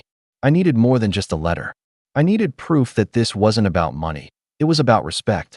One night, I went through my phone and scrolled back years in the group chat, saving every message where they had asked me for money or help, and where I'd said yes. Gas money for my sister, new tires for Dad's truck, catering deposits, plane tickets for relatives, even the random Venmo requests for just a little help that had added up over the years. When I tallied everything, the total was staggering. Over 5 years, I had spent nearly $14,000 on family emergencies and shared costs. No wonder my savings had always felt like they were just barely staying afloat. Seeing that number gave me a kind of calm resolve. This wasn't me being dramatic. This was me finally putting a stop to a cycle. Around this time, I also started working more closely with my company's finance department because of my new role. I learned a lot about budgeting, projections, and how to track money, and it got me thinking about my own finances in a way I never had before. I created a detailed spreadsheet of every expense tied to my family, not just the $14,000 over 5 years, but every holiday cost, every dinner bill, every random favor. I categorized everything. When I was done, I had a clear picture of just how much I had been subsidizing them. And it wasn't pretty, but it was empowering, because now I had something I'd never had before: documentation. April turned into May, and the calls from my family slowed down, not because they were letting go, but because they'd moved on to the silent treatment phase. They were waiting for me to crawl back and apologize, to beg for forgiveness. But instead of chasing them, I doubled down on my own life. I joined a local volunteer group, spent weekends helping at a community garden, and made friends outside of work for the first time in years. I started taking photos again, a hobby I'd given up ages ago because I'd been too busy keeping up with family obligations. Each time I did something for myself, I felt stronger, more grounded. And slowly, the bitterness started to fade, replaced with strategy. Then came the phone call that sealed my decision. It was early June, and I was on my lunch break when my phone buzzed. It was my mom. Against my better judgment, I picked up. "Luke," she said without preamble, "we need you to cover the deposit for your cousin's wedding venue. They're trying to lock in the date and can't afford the deposit right now. We'll pay you back when we can." I almost laughed out loud. "Mom," I said carefully, "do you realize you just asked me to pay for a wedding I'm not even sure I'll be invited to?" "You will be invited," she said quickly. "But that's not the point. This is about helping the family. Your cousin is in a tough spot. So was I said flatly, when I gave you 8 grand last year. I'm still waiting on that repayment, by the way. There was a long pause. That was a gift, Mom said finally, her tone turning cold. No, I said, feeling that clarity again. I have the texts, Mom. You promised you'd pay me back. Don't rewrite history just because it's convenient now. She huffed. Luke, if you're going to hold every little thing over our heads, maybe it's better if you don't come to the wedding at all. Maybe it is, I said calmly. But I'll be sending you something, not money. Just a reminder of what I've already done for this family. And before she could reply, I hung up. That night, I got to work. I finalized the repayment letter, attached a copy of the spreadsheet showing every contribution I'd made over the years, and included screenshots of the mortgage texts. It wasn't angry or emotional. It was professional.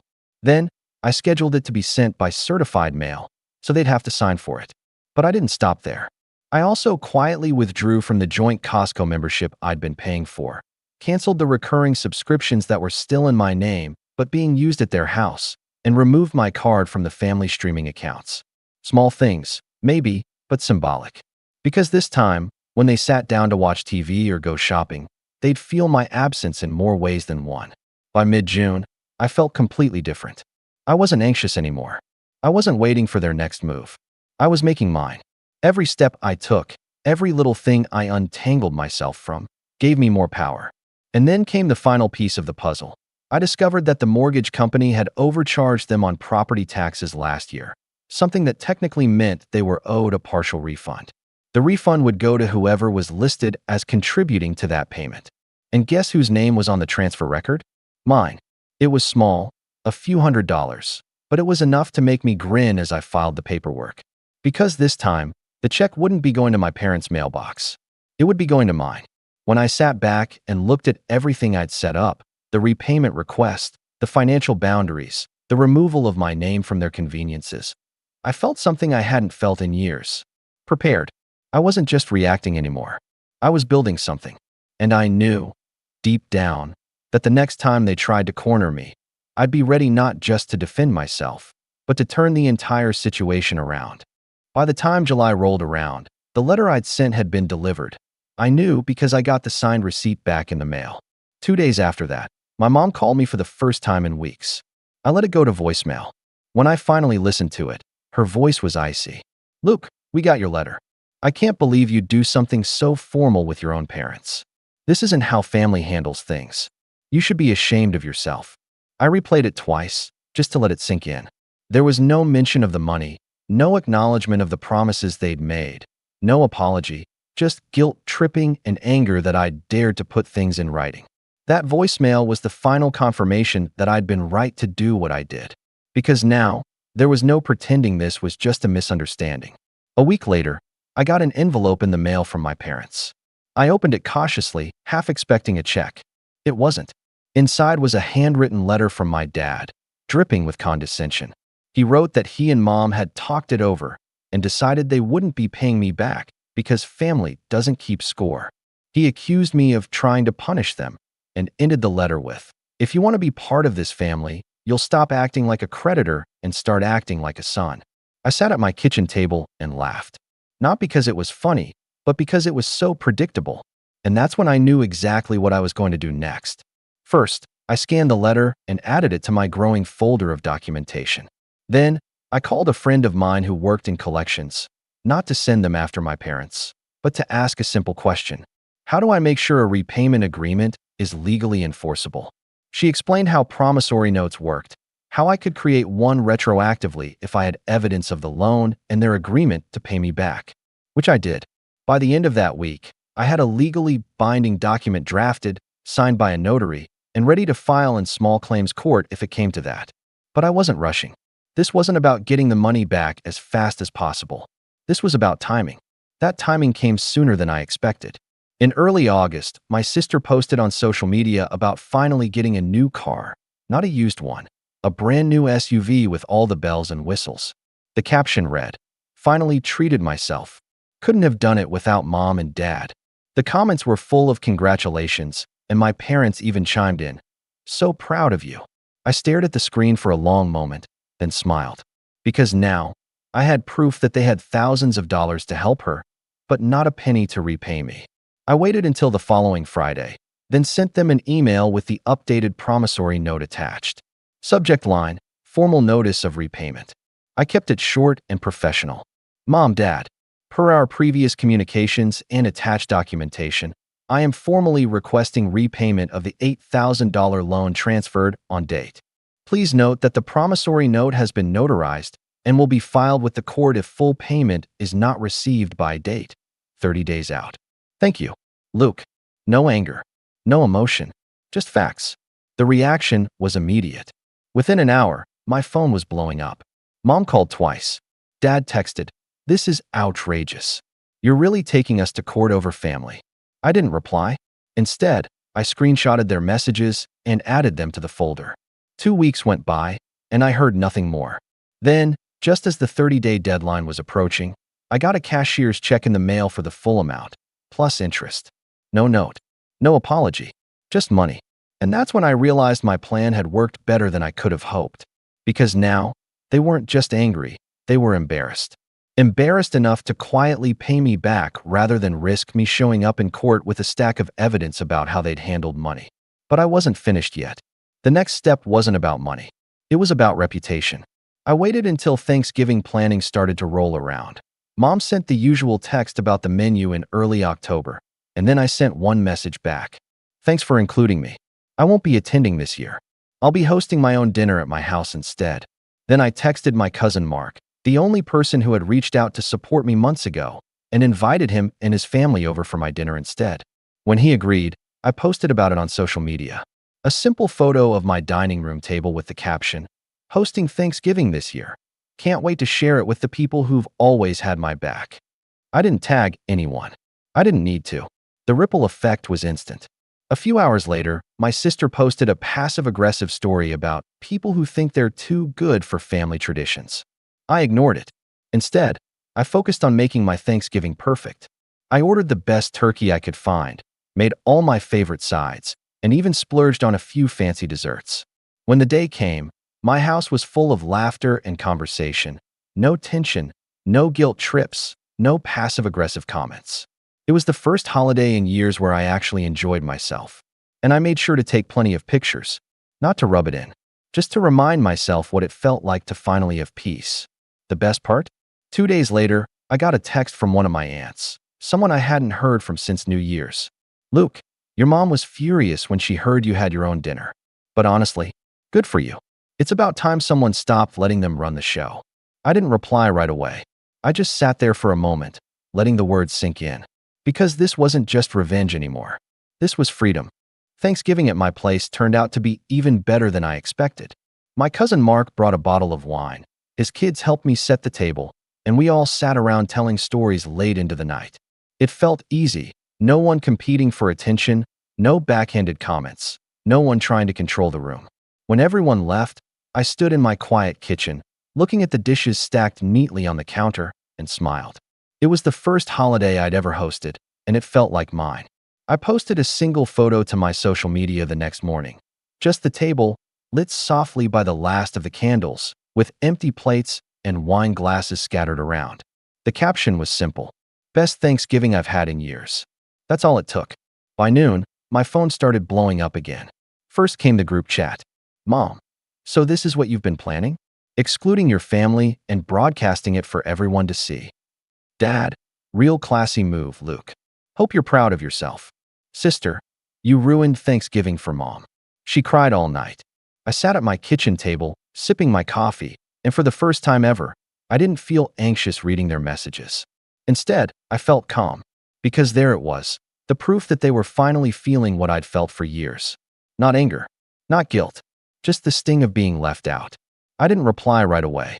Instead, I forwarded the entire conversation to my cousin Mark, just so someone else would know what was happening.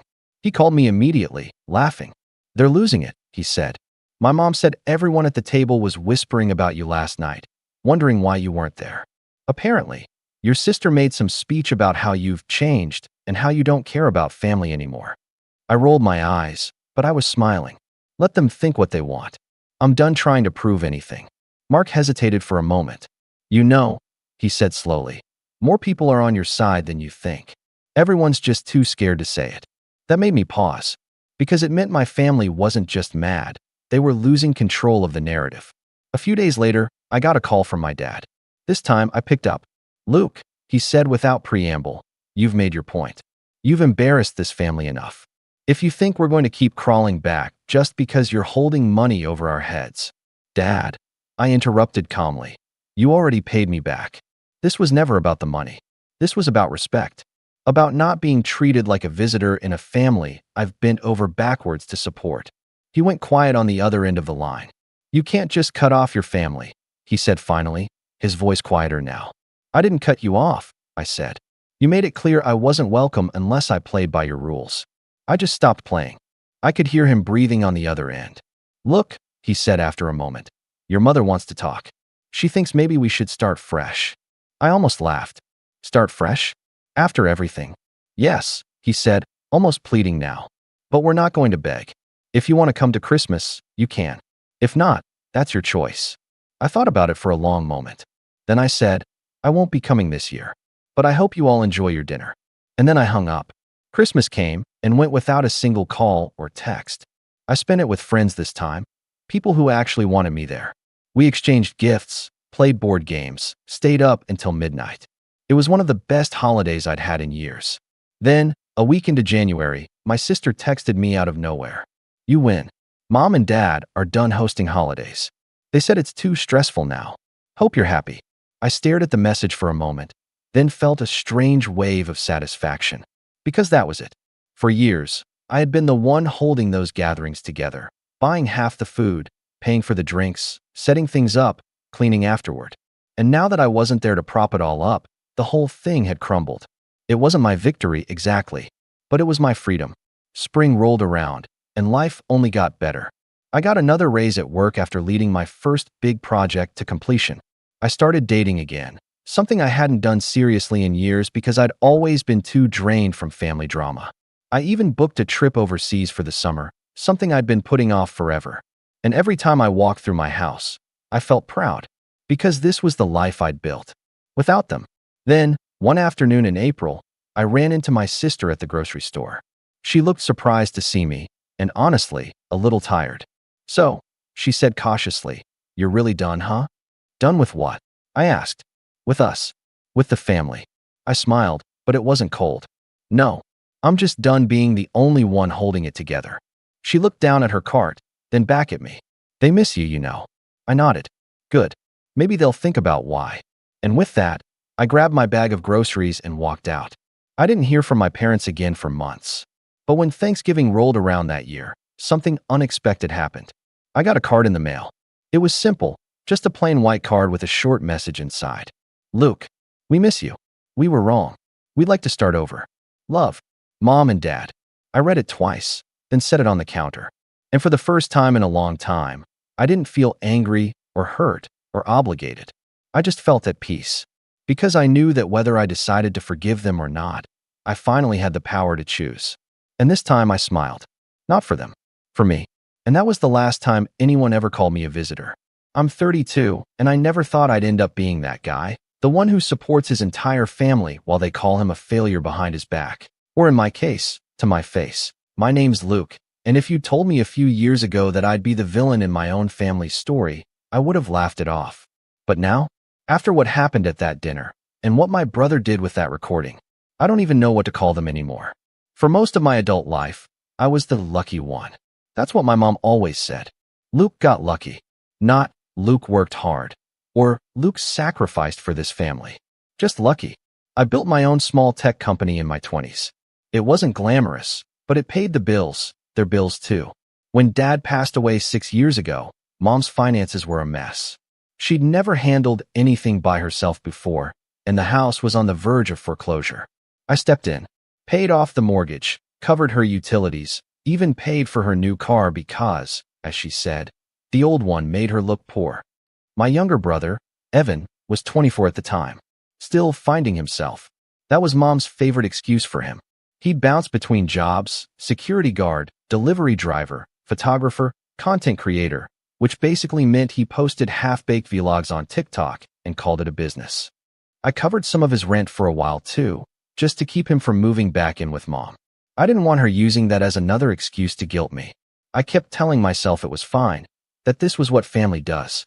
You take care of each other. You don't let pride or resentment get in the way. But slowly, I started realizing that family meant something very different to them than it did to me. Every family dinner followed the same pattern. Mom would talk about how hard she had it as a single mother. Evan would chime in about his new projects, and I'd just listen quietly, hoping the evening would pass without drama. But no matter what, at some point Mom would bring up something from my past.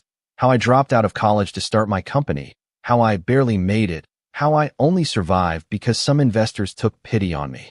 Always said with that same fake laugh, the one that made my skin crawl. The latest dinner was supposed to be different. It was a Sunday, and I'd come straight from a meeting, still in my work clothes. Mom had invited me over for what she called a casual family night. She'd made her famous lasagna, and Evan was there too, filming something on his phone like usual. I didn't pay it much attention.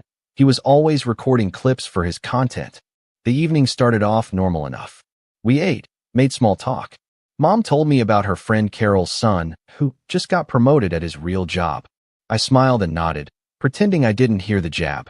Then she asked about my business, but not in a supportive way. So, Luke, she said, cutting into her food with that slow, deliberate motion she always used before saying something insulting. You still doing that computer thing? Yeah, Mom, I said, forcing a smile. It's actually going really well. We signed 2 new clients this month. She made a little humming sound. Well, I guess that's good. You really did get lucky with all that, huh? Who would have thought you'd make something of yourself after? Well, you know. Evan snorted. After flunking out of college? Mom laughed, loud and sharp. Exactly. Oh, Luke, you were such a disaster back then. I laughed along, quietly, trying to keep the peace. I'd gotten used to these digs. But something about the way Evan had his phone propped up on the counter caught my eye. It wasn't just sitting there, it was angled toward the table. Are you recording? I asked. Evan smirked. Relax, bro. It's for my vlog. Just a little behind-the-scenes family content. People love this stuff. Maybe don't post it, I said flatly. Not everyone wants to be in your videos. He shrugged, pretending not to hear me. Mom was already pouring herself another glass of wine. Oh, come on, Luke. Don't be so uptight. You always act like you're above everything. Let him have his fun. That word, uptight, hit me harder than it should have. It's what she always said when I tried to draw a line. When I was a kid and told her not to make jokes about my stutter. When I was a teenager and begged her to stop calling me her little accident in front of guests. I learned early that in this family, setting boundaries made you the problem. So I stayed quiet, finished my food, watched them laugh and talk like everything was fine. But later that week, when I got a call from one of my employees asking if I'd seen a video going around on TikTok, a video where my mother called me a failure who got lucky while my brother filmed and laughed, I swear my heart stopped. It had 500,000 views already. The caption said, POV, your family dinner turns into a roast. My name wasn't in the title, but you could hear it clear as day in the video. You could hear her say, Luke always thought he was better than everyone. He's not a genius, he's just lucky. A lucky failure. And then the camera panned to my face, me sitting there, smiling awkwardly, trying not to react while they all laughed. The comments were brutal. Some people joked that I looked like the adopted one. Others said, you can tell who the family scapegoat is. A few even defended me, saying it was cruel, but most treated it like comedy. I remember sitting in my office, just staring at the screen. I couldn't even feel anger at first, just this deep, hollow numbness. Like my chest was full of static. I called Evan, and he answered with that same fake-friendly tone he always used when he wanted something. Yo, bro, you see the video? It's blowing up. Take it down, I said. Relax, man. It's just a joke. You're getting exposure too. Exposure? Evan, that's my family. That's my mom calling me a failure in front of thousands of people. You think that's funny? He chuckled. You're taking it way too seriously. People loved it. It's just content. I hung up. That night, I drove to my mom's house. She answered the door like nothing was wrong, wearing her robe, a glass of wine in hand. Luke, what a surprise. Did you see the video? I asked. She smiled. Oh, that thing? Evan showed me. He's so talented, isn't he? I told him he should have been a filmmaker. Mom, you call me a failure. On camera. Do you realize how humiliating that is? She sighed dramatically, like I was a child throwing a tantrum. Oh, stop being so sensitive. It was a joke. You are successful, aren't you? People know it's not serious. That's not the point. Well, what do you want me to do? Apologize? Everyone already saw it. That's when I felt it, the shift. That slow, sinking realization that I'd spent years financing people who didn't even respect me enough to feel ashamed. I looked around her living room. The new sofa I bought her. The TV I paid for. The framed "Family is Forever" sign hanging above the fireplace. Do you know how much I've paid for this house, Mom? I asked quietly. She frowned. What are you talking about? The bills. The car. Everything you have. I've been covering it for years. She looked annoyed, not guilty. Well, you make good money. You can afford it. I laughed, really laughed, but it didn't sound right. Right? Because I got lucky. That's when Evan came down the stairs, still holding his phone. You still mad about the video? He said, smirking. Dude, chill. You're trending. Something in me snapped then. Not in a loud way, not in a dramatic way, but quiet, final. I didn't yell. I didn't argue. I just nodded. All right, I said softly. If that's how you see me, then fine. I left without another word. And the next morning, I stopped every automatic payment linked to Mom's account. Mortgage, utilities, car insurance, all of it. I figured if they thought I was just lucky, then maybe it was time they learned what life looks like without my so-called luck. At first, I thought they'd notice right away. But they didn't. Not for a while. Which made what came next even worse, and way more revealing than I ever expected.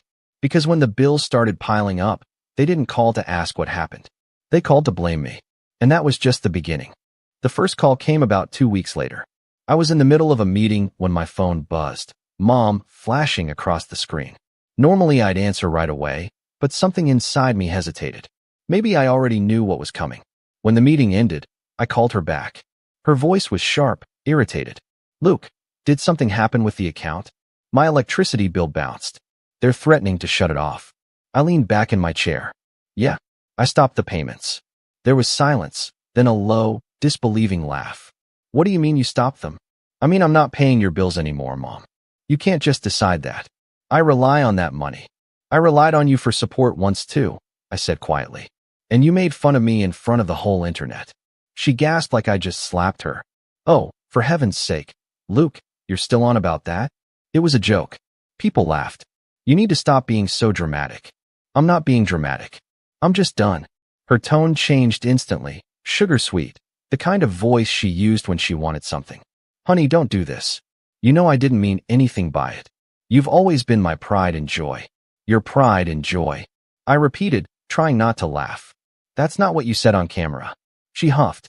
That was for entertainment. Evan told me to say something funny. I didn't realize you'd be so fragile about it. Fragile. That word hit me harder than I wanted it to. It was the same one she'd used years ago when I told her how embarrassed I felt after she mocked my stutter in front of her friends. Don't be so fragile, Luke. She always found a way to turn my pain into weakness. Mom, I said, trying to stay calm. You've had 6 years of me paying for everything. You've had time to sort things out, to get help, too. I'm your mother, she snapped, her sweetness gone. After everything I've done for you, this is how you repay me? I raised you. I sacrificed so much. I bit back the first thing that came to mind, because the truth was, she hadn't. Not really. Dad had worked 2 jobs while she went on spa weekends with her friends. When he died, I found out he'd been behind on the mortgage for months because Mom was using the money to remodel the kitchen. Still, I didn't say it. I just said, you'll figure it out. She hung up on me. A few hours later, I got a text from Evan. Evan, bro, Mom says you're being a jerk. What's your problem? Me. My problem is you posted a video humiliating me. Evan, dude, it wasn't that deep. You're making it worse. Me, just take it down. Evan, it's already old. Views are dying. Calm down. I didn't reply. But that wasn't the end of it. Not by a long shot. 2 days later, Mom called again. This time, she was crying. They shut off my internet. Do you know how humiliating this is? I can't even watch my shows. I stayed silent. Then she said the one thing she knew would get to me. I told Carol about what you did, and she couldn't believe it. She said you've changed. You used to be such a sweet boy.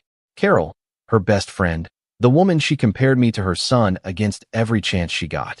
Well, I said finally, Carol's son probably doesn't post videos making fun of her online. She hung up again. The next week was quiet. Too quiet. Until I got a notification one morning. Another video from Evan's channel. My stomach sank before I even opened it. The title read, "When Your Brother Stops Paying the Bills," laughing emoji. I clicked. There was Mom, sitting on her couch in the dark, waving a flashlight dramatically. "This is what happens when your ungrateful son thinks he's too good for his family," she said, smiling into the camera. Evan was filming, laughing behind it. "Luke, if you're watching," she added, "you should be ashamed. Who leaves their mother in the dark like this?" The video wasn't just online, it was everywhere. People started commenting again. "Bro, your family's hilarious. Is Luke even real or just their punching bag?" I felt this burning heat in my chest, a mix of humiliation and disbelief. I hadn't even told my coworkers about the first video, and now this? I called Evan immediately, but he didn't answer. Then I texted him. "Me, take the video down. Now." "Evan, chill. Mom said it's fine." "Me, I'm serious. This isn't funny anymore." "Evan, you're the one who made her cry. You deserve a little payback." That last message, it hit different. He genuinely thought I deserved it. Over the next week, Mom started leaving voicemails, long, rambling ones that swung between guilt-tripping and outright insults. "Luke, I don't understand what's gotten into you. Are you trying to punish me? Your father would be disappointed if he saw how you're treating your family. Evan and I were talking, and we think you've been spending too much time with those rich people. Maybe they've turned you against us." Every word felt like a twist of the knife. I'd done nothing but help them for years, and now I was the villain. Then came the family group chat, something we rarely used, but Evan revived it just for this. "Evan, hey everyone, Mom's struggling since Luke cut her off. Maybe we can all pitch in? Cousin Jake. Wait, didn't Luke pay for everything before? Mom, he did, but he's been acting out. I think he's having one of his moods again. Evan, he's just mad about a dumb joke." I watched as the rest of my relatives started chiming in. Uncles, aunts, cousins, all of them commenting based on Mom's version of the story. "Wow, that's cold. He must be going through something. You don't treat your mother like that." No one asked for my side. Not one. That night, I sat alone in my apartment, scrolling through the messages, and I swear I could feel something breaking inside me. Not the kind of break that heals, the kind that makes you see people differently forever. Then, just as I was about to put my phone down, I got a message from my cousin Sarah, one of the few family members I actually liked. "Sarah, hey, I know this isn't my business, but I saw the videos. You don't deserve that. Just wanted to say I get it." It was such a small thing, but it meant more than she probably realized.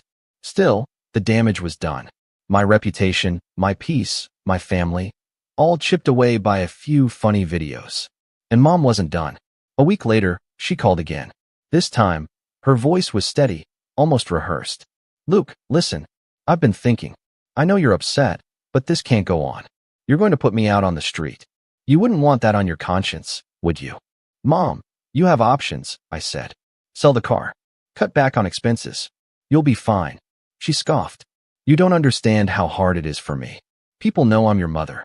They expect me to live a certain way. How would it look if I had to move out of this house? Everyone would think you're cruel." That's when it clicked. It was never about need. It was about image. The house, the car, the wine, the clothes, they weren't necessities. They were trophies. Proof that her lucky son was doing well. Proof she'd done something right. And now that I'd pulled the plug, she wasn't scared of losing her home. She was scared of losing her narrative.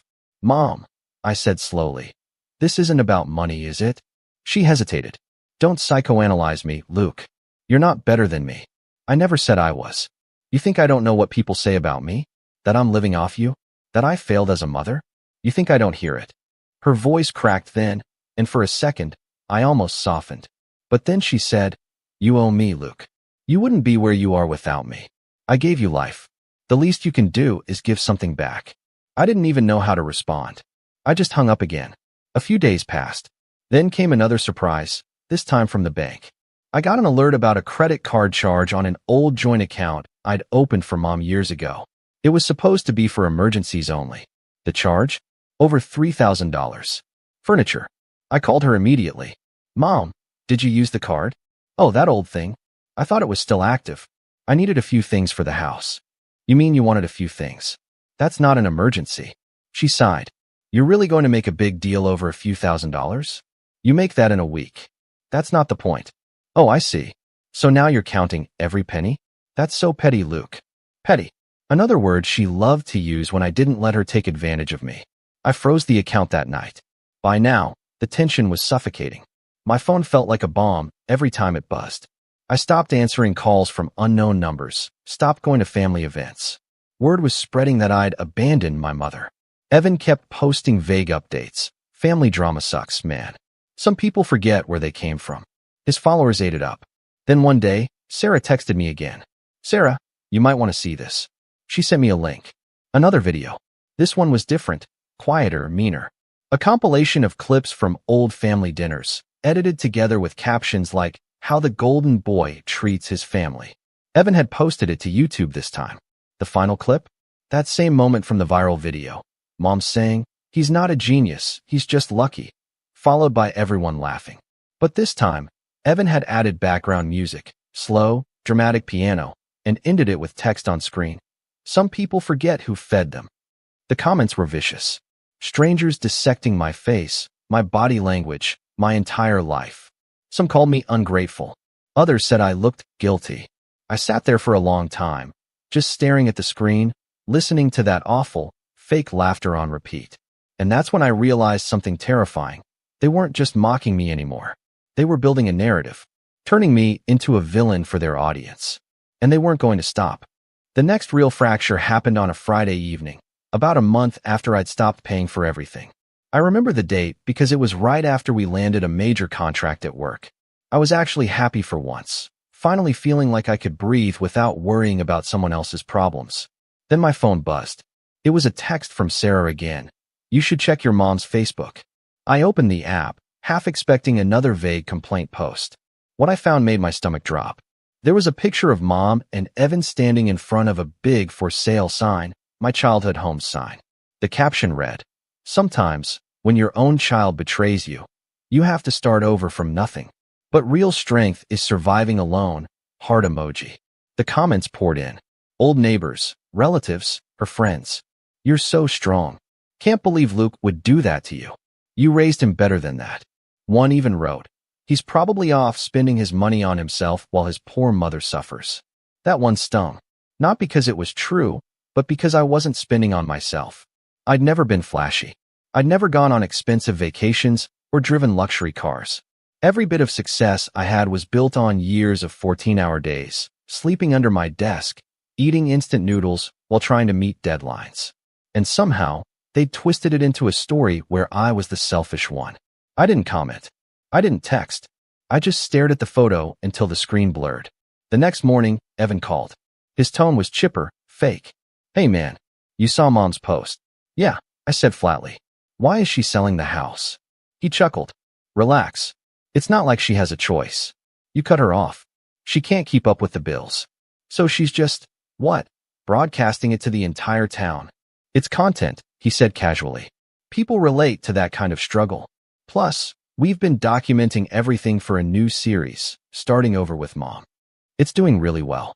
It took me a second to process that. You're monetizing her selling the house. Hey man, someone's got to pay the bills. That's when I lost it. Evan, do you even hear yourself? You're exploiting her misery for clicks. You're turning our family into a circus. He scoffed. You think you're better than everyone because you sit in an office. At least we're real. People love seeing real family drama. It's raw. It's honest. I laughed bitterly. Honest. You edited videos to make me look like a monster. Because you are acting like one, he snapped. You left Mom to rot. She cries every night, Luke. But hey, at least your conscience is clean, right? He hung up before I could reply. That night, I checked the YouTube channel. Sure enough, there it was, starting over with Mom, episode 1, the day he left us. The thumbnail was Mom sitting on a pile of boxes, holding a tissue. The video started with slow piano music again. Evan narrated, when your own brother decides money is more important than family, you learn who truly loves you. Then came clips of Mom packing, sighing dramatically, saying things like, I just don't understand what I did wrong. They even spliced in footage of me from an old Christmas video where I was handing out gifts quietly in the background. Evan had added captions like, "He always thought he was too good for us." I scrolled down to the comments. Thousands of them. People calling me a narcissist, a heartless son, a fake. He only cared when it made him look good. What a disappointment. I'd never treat my mom like that. They didn't know the truth. They didn't know that I'd paid that mortgage, that I'd bought every appliance in that kitchen, that I'd spent holidays fixing the roof while they filmed TikToks. But that didn't matter. The internet had already chosen its villain. For a few days, I went quiet. Didn't respond to anyone. Didn't post. Didn't even talk to Sarah. I just threw myself into work, hoping the noise would fade. But then came the final straw, the real betrayal. It was a Thursday afternoon when I got an email from my accountant. The subject line made my blood run cold. Urgent, tax audit inquiry. Apparently, there were inconsistencies in some old records, payments tied to my name, but listed under multiple addresses. One of them was my mom's house. Another? An apartment I didn't recognize. Attached were receipts for electronics, camera gear, and luxury furniture, all purchased under my company's business card. I hadn't authorized any of it. My stomach twisted. I called my accountant immediately. "Where did these come from?" He hesitated. "They were charged to the secondary card on your company account, the one ending in 0924. That number hit me like a punch. That was the same card I'd given my mom years ago for emergencies, the one I'd thought I'd canceled. Except apparently, someone had figured out how to reactivate it. I drove straight to the bank. The clerk confirmed it. The card had been reissued just a few months prior. When I asked for the authorized user, she said, "It's listed under an Evan Clark." I felt sick. When I confronted him, he didn't even deny it. "Relax," he said when I showed up at his apartment, shoving the papers in his face. "It was just temporary. We needed equipment for the channel. You used my company card for YouTube videos? It's not a big deal. We'll pay you back once we monetize more." "You committed fraud, Evan," I shouted. "Do you have any idea what that means for me? I could lose my business over this." He rolled his eyes. "Oh, please. You're overreacting. You have plenty of money. Why does a few $1,000s matter so much to you?" "It's not about the money." I snapped. "It's about you stealing from me." That's when Mom walked in. She'd been sitting in the other room. "Stop yelling at your brother," she said coldly. "Do you know what he did?" I asked, turning to her. She crossed her arms. "He told me. And honestly, Luke, if you hadn't cut us off, he wouldn't have had to." I blinked at her. "You're defending him?" "He was just trying to help me keep things afloat. You abandoned us." "Abandoned you?" "Mom, I paid your bills for 6 years. You called me a failure online. You humiliated me." Her expression didn't change. "And you embarrassed this family long before that." I stood there stunned. "What are you talking about?" She took a deep breath, like she'd been rehearsing this. "You think we don't remember how you acted after your father died? You didn't even cry at the funeral. You just worked. Like you couldn't wait to move on. That's not how family behaves, Luke. You've always been cold. Cold. Fragile. Petty." They always had a word ready. Evan smirked from behind her. "Face it, man. You're not the hero you think you are." Something inside me went completely quiet then, like a switch flipped. The anger didn't come out as yelling anymore. It settled, heavy and deliberate. "All right," I said softly. "If that's how you both want to play this, fine." Mom frowned. "What's that supposed to mean?" "You'll find out," I said, turning toward the door. Evan laughed. "Oh, come on, bro, don't get all mysterious. What are you gonna do, sue your own family?" I didn't answer, but I think, deep down, he knew. Because by the time I got home, I'd already made up my mind. This wasn't just a family feud anymore. They'd crossed a line, one that couldn't be undone. And the next step I took would change everything. The days that followed were strangely quiet, like the world had pressed pause right after an explosion. I'd always thought the aftermath of betrayal would feel loud and chaotic, but instead, it was silent. Almost too silent. The bank froze the disputed transactions while my accountant began sorting through the mess. I'd have to prove those charges weren't mine, that my own family had used my business funds without permission. It wasn't just about the money anymore. It was about my credibility. My company's reputation was on the line. For the first time in years, I couldn't focus on work. My mind kept replaying the conversation with Mom and Evan, her blank stare, his smirk, the way they'd turned every wrong thing they did into my fault. I'd built my entire life around helping them, and the second I stopped, they destroyed me publicly and financially. Sleep didn't come easy that week. Every time I closed my eyes, I saw my father's face, quiet, tired, always trying to keep the peace. He died before seeing any of this. Maybe it was better that way. He wouldn't have recognized the people they'd become. I stopped checking social media altogether. Every time I opened an app, there were new comments about the cold sun or the brother who abandoned his family. Evan's YouTube series had gained over 100,000 subscribers. People were following their journey as if it were some heartfelt documentary. They had sponsors now, furniture brands, a moving company, even a meal prep service that supported struggling families. Meanwhile, I was dealing with auditors, lawyers, and the sinking feeling that I'd never undo the damage they'd caused. One night, I sat in my office long after everyone else had gone home. The lights from the city cast long reflections across the glass walls. I stared at my desk, at the photo frame I'd forgotten was there. It was from a few years ago, me and Mom at my first office opening. She was smiling wide, holding a bouquet I'd bought her. I looked proud, tired, hopeful. That Luke had no idea what was coming. I turned the photo face down. The next morning, I went to the police station. It wasn't easy. Walking in there felt like walking into a confession booth, except I wasn't the sinner this time. I explained everything: the fraudulent card charges, the misuse of company funds, the online defamation. The officer was patient, professional, but I could tell from the look in his eyes that he didn't envy me. Reporting your own family wasn't something people did lightly. After giving my statement, I sat in the parking lot for a long time, gripping the steering wheel. It was over. Whatever thread of loyalty or guilt had been holding me back was gone now. But cutting them off completely didn't feel freeing. It felt like mourning. The days turned into weeks. I stopped hearing from Mom and Evan. No calls, no texts, just occasional updates from Sarah, who was still watching their videos out of morbid curiosity. "They're milking it hard," she'd said. Evan's posting about how they're rebuilding their lives after being betrayed. People are sending them donations, Luke. Actual money. I almost laughed. Of course they were. Then, one evening, Sarah texted me again. They bought a new place. Sure enough, I checked, and there it was, another post from Evan. This time, a photo of a small suburban house with the caption, "New Beginnings. Family first." The irony nearly made me choke. They had money for a new house, my money, and still painted me as the villain. That night, something in me shifted. I stopped pitying myself. I stopped replaying the pain. Instead, I started thinking, calculating. If they could weaponize narrative, so could I. I started meeting quietly with a lawyer friend of mine, Nate, who specialized in corporate law. We went through every document, every charge, every message. He didn't say much the first time we met, just listened. When I finished, he exhaled slowly and said, "This isn't just defamation or fraud. It's systematic manipulation. And they've left a digital trail." We worked in silence for days, compiling evidence, timestamps, emails, bank statements, video transcripts. I didn't tell anyone else, not even my closest colleagues. Meanwhile, I started rebuilding my own peace. I rented a cabin outside the city for weekends, just to think. I'd drive there after work, light a fire, and sit in the quiet. No internet, no calls, just me.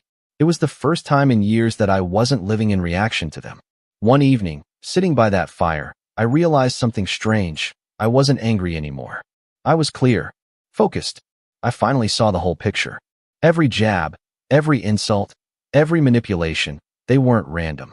They were control tactics. And I'd let them work for too long. So I started planning. I didn't post online, didn't make a scene. I just started rebranding my company. New clients, new partnerships, fresh image. I even hired a PR consultant to help clean up my online presence. Within a few months, positive press started outweighing the noise. Articles about my work, interviews, small documentaries about entrepreneurship. My face was no longer associated with the ungrateful son.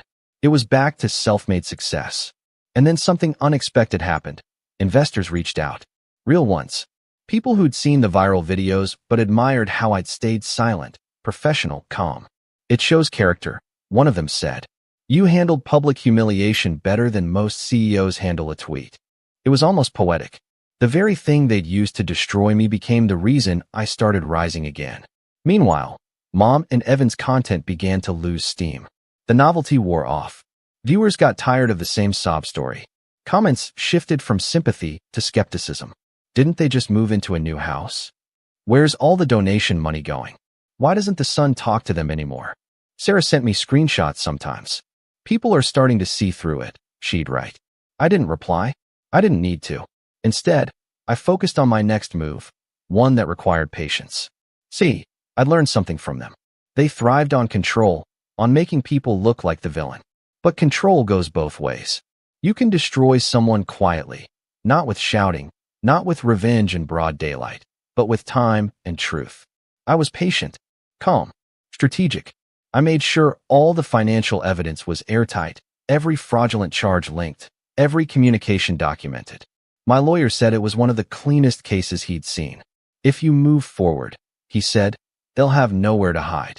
I told him I wasn't ready yet. Not until I decided how to make the lesson permanent. In the meantime, I focused on living. Really living. I started seeing friends again. Picked up photography, something I'd given up years ago because Mom used to say it was a waste of time. I took long walks after work, learned to cook properly, even started dating someone, quietly, without posting it anywhere. For the first time, I felt like I was building a life that was mine. But peace is fragile, and in my world, it never lasted long. One evening, I came home from work to find a letter in my mailbox. No return address, just my name written in my mother's handwriting. My chest tightened as I opened it. It wasn't an apology. It never was. It was a warning. She wrote that Evan was having a hard time, that the stress of everything was too much, that he'd made a mistake with the money but didn't deserve punishment. She said I'd already hurt the family enough, and that if I went through with anything legal, I'd be burning bridges that can't be rebuilt. At the bottom, in shaky handwriting, she added, "No matter what happens, we'll always be family. Remember that." I folded the letter carefully and set it on my desk. I stared at it for a long time, then smiled faintly, not because I forgave her, but because I finally understood. Family, to them, wasn't about love or loyalty. It was about leverage. And now that leverage was gone, because for the first time in my life, I wasn't reacting to them. I was acting. And soon, very soon, they'd see what that really meant. When I finally decided to move, it wasn't out of rage, it was out of absolute calm. That's the thing about real revenge. It doesn't come from heat, it comes from ice. Nate, my lawyer, had been urging me for months to file the official fraud complaint. "You've got enough evidence to bury them," he said one morning, sliding a folder across the table. Inside were printouts of bank records, timestamps, even security footage from the store where Evan had bought that expensive camera gear, using my company card. But that wasn't what made me finally act. What did it was something small, almost mundane. Sarah sent me a screenshot from one of Evan's live streams. He was laughing about how people take money too seriously and said, "It's not stealing if it's family." The comments went wild. Laughing emojis, clapping hands, people praising his honesty. That was it. I was done letting them define the story. I told Nate to proceed. Quietly. No drama. Just paperwork in process. A few weeks later, a formal notice went out to both of them. A legal demand for repayment and a warning about pending criminal charges. It wasn't public. Yet, I didn't need an audience. I just needed results. At first, silence. Then came the explosion. Mom called, hysterical. "Luke, what is this? A lawsuit? Against your own mother?" "It's not against you," I said evenly. "It's against the people who used my business card without permission." "That's the same thing." "No, Mom, it's really not. You're ruining our lives," she shouted. "Do you know how this will look? You'll destroy us." I paused for a beat, then said, "You already did that," and hung up. Evan's reaction came next. He posted a video titled, "My brother is suing me." He looked right into the camera, tears in his eyes, and said, "I don't know how someone can do this to their own blood. We were struggling, man." He just turned his back on us. For once, though, the comments weren't what he expected. People had started piecing things together, the contradictions, the new house, the sponsored deals. Someone even dug up public records showing Mom's property sale and the dates matching the supposed struggle timeline. The audience turned. Wait, didn't they buy a new place like 2 months ago? Weren't they bragging about their sponsorships? This feels staged. Evan tried to backpedal, posting another video claiming it was all misunderstood, but it only made things worse. Within days, sponsors started dropping out. A local news outlet even picked up the story, not mine, theirs. Mother-son YouTubers face fraud allegations amid family scandal. Meanwhile, the legal process rolled forward. Nate handled everything professionally, methodically. Each document, each screenshot, was like another domino clicking into place. And then, one morning, I got a call from him. They've settled. What? Evan signed a settlement agreement. He's agreed to repay everything within 6 months, or you can proceed with prosecution. Your mother signed too. I sat there for a moment, silent. Then I asked, why did they give in so fast? Because, Nate said, they know we could have gone public, and they can't afford another scandal. That's when I smiled, the first real smile in months. But that wasn't the end. See, the money wasn't the point anymore. It was about balance, about closure. So I donated every cent they repaid to a local charity, one that helped victims of online harassment and fraud. Quietly, anonymously. Sarah was the only one I told. You're not even keeping it, she asked, astonished. No, I said. They made money off humiliation. I'll make peace off integrity. The next few months were peaceful. Work flourished. My company was expanding into new cities. I hired new staff, launched a mentorship program, even spoke at a small business conference. My story, stripped of drama, became a quiet lesson about resilience. But I wasn't quite done. There was one last move. One afternoon, I received an email from a journalist, the same one who'd reported on Mom and Evan's scandal. He wanted to do a feature on entrepreneurs who rebuilt after family betrayal. I didn't give details. I just agreed on one condition, anonymity. When the article came out, it went viral. The headline read, "He funded his family for 6 years. Then they betrayed him. Here's how he took his life back." No names, no faces, just truth. And the best part? The story spread, widely enough that Mom's social circle saw it. Carol did. The old neighbors did. Even Evan's former sponsors did. They all knew exactly who it was about, even though it never said so. For the first time, Mom called me without anger. Her voice was small, fragile. "Luke," she whispered, "people are talking. Everyone knows it's about us." I didn't name anyone. I said simply. She sighed. "Why couldn't you just let it go?" "Because you didn't," I said. "You made sure the world saw your version." I just told mine. She was quiet for a long time before finally asking, "So, what now?" "Now," I said, "nothing. You live your life, I live mine. That's all." I hung up, and this time, there was no guilt. No shaking hands, no second guessing. Just quiet satisfaction. Evan eventually stopped posting altogether. His channel lingered for a while. No new uploads, no engagement, then vanished. Deleted, gone, like it never existed. Mom moved again, downsizing this time.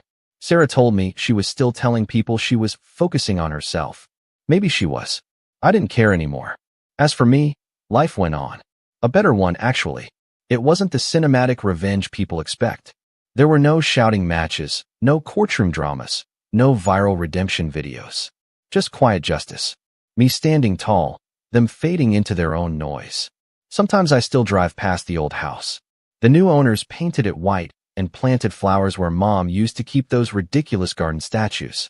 It looks peaceful, and maybe that's fitting, because peace is exactly what I took back. And after everything they did, that was the sweetest revenge of all. Fallout wasn't loud.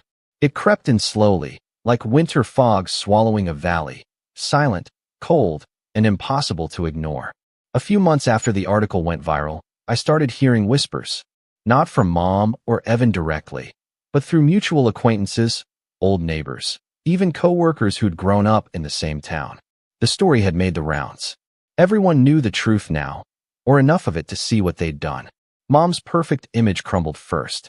The strong single mother persona she'd built online collapsed once people realized she wasn't a victim of abandonment. She'd been caught exploiting her own son. Her social circle, those brunch friends she loved bragging to, stopped inviting her. Carol, the one she always compared me to, unfriended her on Facebook and told others she didn't want to get involved in scams. Sarah told me that Mom started avoiding people in public. The woman who once lived for appearances now walked around town with sunglasses and a scarf, like she could hide from her own choices. Evan fared worse. The settlement had drained him. Every bit of donation money, sponsorship deals, and ad revenue went straight into repayment. His channel was dead, but the internet never forgets. People had started making reaction videos dissecting his manipulation tactics. Every time he tried to post something new, gaming, vlogs, anything, the comments flooded with reminders. Is your brother paying for this one too? Family first, right? He couldn't escape the shadow of what he'd done. Eventually, his channel vanished completely. The last video anyone found before he deleted everything was just a rambling apology, shaky camera, tear-streaked face, claiming he'd lost sight of who he was. It didn't feel sincere. It felt desperate.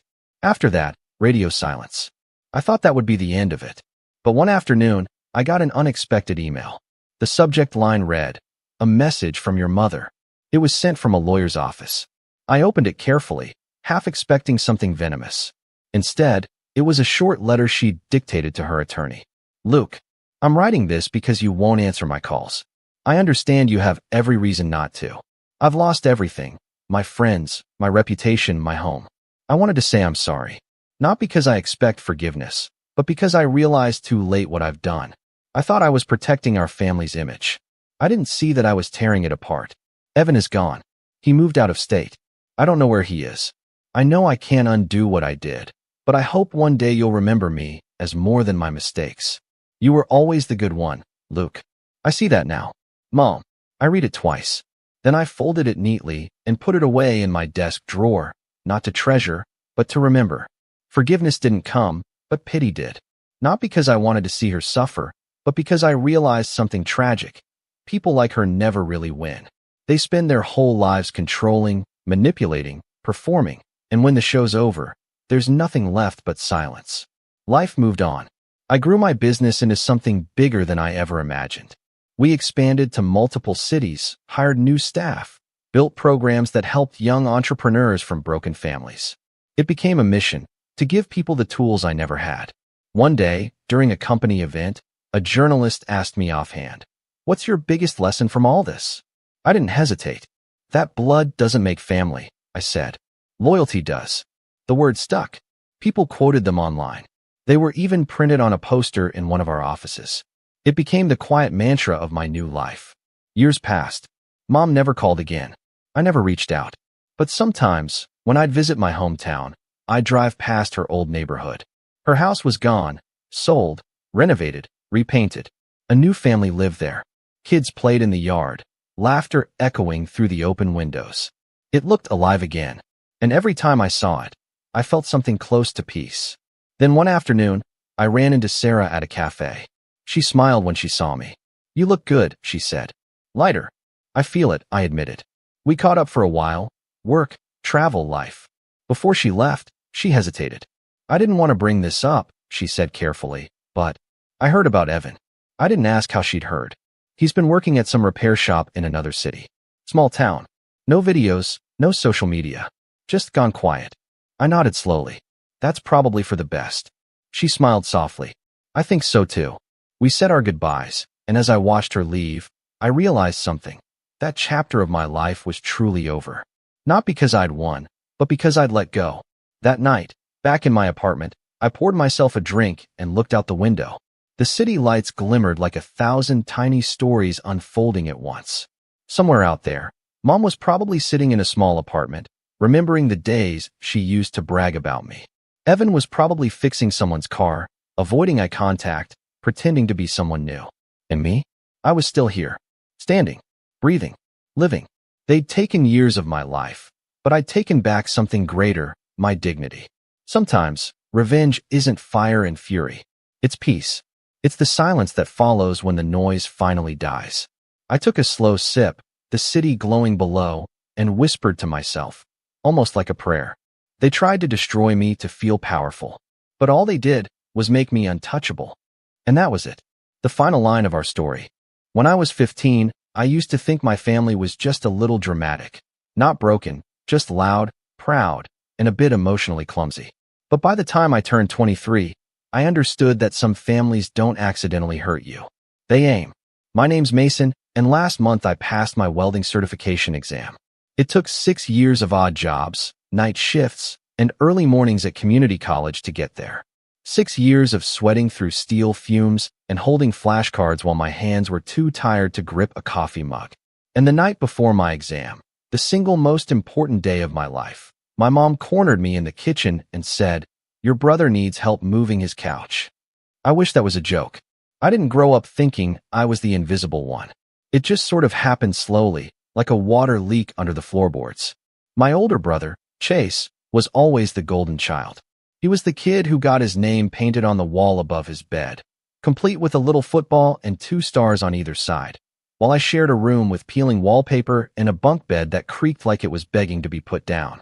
Chase was 3 years older than me, and somehow always 3 steps ahead. When he barely graduated high school, my parents threw him a backyard barbecue. When I made the dean's list my first semester, Mom glanced at the email and said, "That's nice, honey. Can you take the trash out?" Chase didn't really do school. He floated between jobs like a leaf in the wind. Gym receptionist, then real estate intern, then something involving cryptocurrency that never quite made sense, and ended with him accidentally maxing out Dad's second credit card.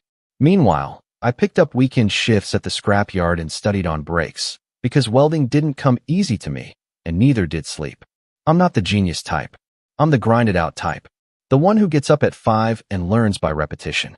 But in my house, Chase could breathe wrong and get praised for his lung capacity. I could be bleeding from both hands and get asked why I was making a mess. It wasn't all bad, I guess. My grandma, Dad's mom, was the only one who seemed to see me. She used to call me Maze the Maker because I was always building things, even with scraps. But she passed away when I was 17, and whatever small buffer I had from the family hierarchy went with her.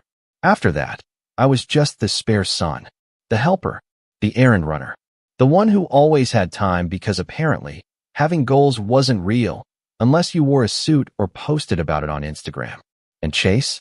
He moved into an overpriced apartment last year with his girlfriend, now ex, and when that imploded, because of course it did, he decided to downgrade to something more modest. That modest place was a duplex 25 minutes across town with a second-floor walk-up and a couch that, apparently, weighed as much as his ego. He waited until the night before my exam to mention it. I was in the living room, cross-legged on the carpet with my notes spread out like a shrine to pipe angles and safety codes. He walked in like he still lived there. Technically, he'd moved out, but the house still had his scent, expensive cologne and entitlement. "Yo, Maze," he said, flicking a rolled-up pair of socks at my leg like we were 12 again. "Need your help tomorrow. Morning. Couch is a beast." I blinked at him. "Tomorrow's my welding test." He paused. "Oh, right. You're still doing that. Still doing that." I looked over at my mom, who was making tea in the kitchen. She hadn't said anything yet. She didn't even glance at me. "I've been studying for months," I said carefully, trying not to sound defensive. "I need to be there at 8 sharp. It's the practical exam." Chase groaned. "Dude, it's just one morning. I'm not asking for a kidney." That's when Mom turned around and finally chimed in. She didn't yell. Not yet. Her voice was sweet, that fake calm she used when she was winding up for something worse. "Honey, your brother's trying to build a real life. He can't do everything on his own."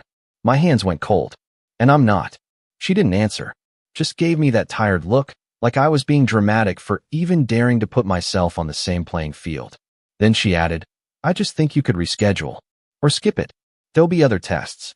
I laughed. Actually laughed. Not because it was funny, because it was unreal. I've already paid the fee, and you can't reschedule it for another 6 months. This is my shot. Mom set her mug down harder than necessary. "So you're saying no?" "I'm saying I can't. I won't." And that's when the screaming started. She snapped like a rubber band, pulled too tight. "He's trying to build something for himself. You're just playing pretend with your little metal toys." "Welding? Really? You think that's a real job? You think that's going to take care of you?" Every part of me wanted to shrink. But something else, something sharp, started to rise in my chest. I stood up, slowly, and for once I didn't apologize. I didn't beg to be understood. I just picked up my notes, walked past Chase, and headed to my room. My dad, silent as always, pretended to scroll on his phone in the hallway. That night, I didn't sleep much. I kept thinking, maybe I was being selfish. Maybe I should have just helped and rescheduled. But then I remembered all the times I'd been the one bending, the one saying yes, the one putting myself second so that Chase could be first again, and again, and again. So I packed my things. Not all of them, just enough. My boots, my helmet, my notes, and my favorite hoodie. The one with the scorched sleeves from that summer. I helped rewire a metal barn roof. And I left. Quietly. No speech. No drama. Just a front door closing at 1:47 a.m. and the sound of my old Civic starting in the driveway. I slept in my car that night. And the next morning, I passed my welding exam. I figured that would be the end of it, that they'd ignore me like usual, pretend I was just having a phase, and wait for me to come crawling back with an apology and a wrench in hand. But that's not what happened. Because when I left, I took more than my backpack with me. I took the last thread holding their illusion of normalcy together. And without me there to prop it all up, their whole little house of cards began to collapse. But I didn't know that yet. Not then. I was just a guy with a certification, a sleeping bag, and a quiet kind of rage that I'd spent years swallowing. A rage that was finally starting to grow teeth. For the next few days after I passed my welding exam, I floated in this weird limbo between exhaustion and pride. I hadn't told anyone at home. No text to mom, no call to Chase, not even a hey, I passed. It felt too sacred to share with people who would just roll their eyes or nod politely and ask if I'd considered getting a business degree instead. I just kept to myself, crashing on a buddy's old futon, nursing coffee like it was for fluid, and thinking for the first time in years that maybe, just maybe, I could have a real life that belonged to me. I figured they'd try to contact me, that there'd be at least a half-hearted attempt from someone in the family to pretend like they cared. But radio silence. Not even a thumbs-up emoji from Dad. Which, if you know my dad, is communication. The only ping I got was from Chase, 2 days later. Didn't expect you to actually flake. Nice. No question about the test. No acknowledgement of what I'd been working toward for years. Just that. I didn't respond. Then a week later, the guilt campaign began. It started with a text from Mom. You've made your point. Can you please stop punishing your family for loving you? I stared at the message for a full minute before setting my phone down without replying. Loving me? That's what that was. Screaming at me for prioritizing my future? Dismissing my entire career path as pretend? They had a funny way of showing love. And suddenly, I was very tired of explaining myself to people who never listened. But I should have known that silence wasn't going to be enough. The next morning, I got a call from Aunt Marcy, Mom's sister. We weren't close, but she'd always been decent to me in a distant, smile at Thanksgiving kind of way. So when I picked up, I expected small talk. Instead, she sighed heavily and said, Mason, I just got off the phone with your mom. What is going on? I blinked, sitting up straighter. What do you mean, what's going on? She's in tears. Says you've gone completely off the rails. She said you cursed her out and stormed out in the middle of the night. Mason, you know she's been through a lot lately. You can't just abandon your family. I was so stunned I actually laughed. What? That's what she said, Marcy replied. That you're having a rebellious episode. That you're staying with strangers and refusing to come home. Strangers? I was staying with Caleb, my best friend since middle school. His couch had more family value than half the hugs I ever got growing up. She's lying, I said, my voice flat. I didn't curse at anyone. I just told them I couldn't skip my welding certification. And then she screamed that I wasn't building a real life. So I left. Quietly. There was a long pause. Then Marcy cleared her throat. Well, that's not what she told the rest of us. And that was the moment it clicked. They weren't just trying to guilt me into coming back. They were trying to rewrite the story. To make me the unstable one. The ungrateful son who stormed out, instead of the one who finally stood up for himself. And in that version of the story, Chase got to stay the hero. The one who tried, who needed help. And I was the one who caused pain. I ended the call pretty quickly after that. I wasn't rude, but I didn't sugarcoat things either. And Aunt Marcy? She didn't say much in return. I could tell she didn't want to get involved. 2 days later, Chase posted a picture on Facebook. Big thanks to all the real ones who showed up and helped me move. Appreciate the love. In the photo, he's standing next to 2 of his gym buddies, smiling like he just landed a movie deal. And in the comments, Mom wrote, So proud of you, sweetie. Starting your new life with integrity and grace. Grace. Integrity. That was it. That was the moment I felt it, the snapping point. Not anger. Not even sadness. Just this deep, bone-level clarity.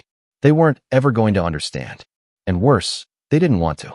They liked the story where I was the bitter failure too stubborn to see how good I had it. It was cleaner that way.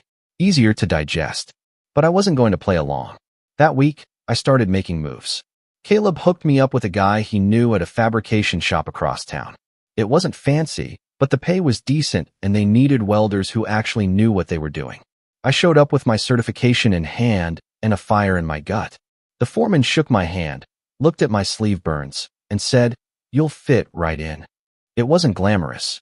I burned through gloves faster than I could replace them. My boots smelled like molten metal by day 3, and my lunch breaks were 10 minutes of silence in a gravel parking lot.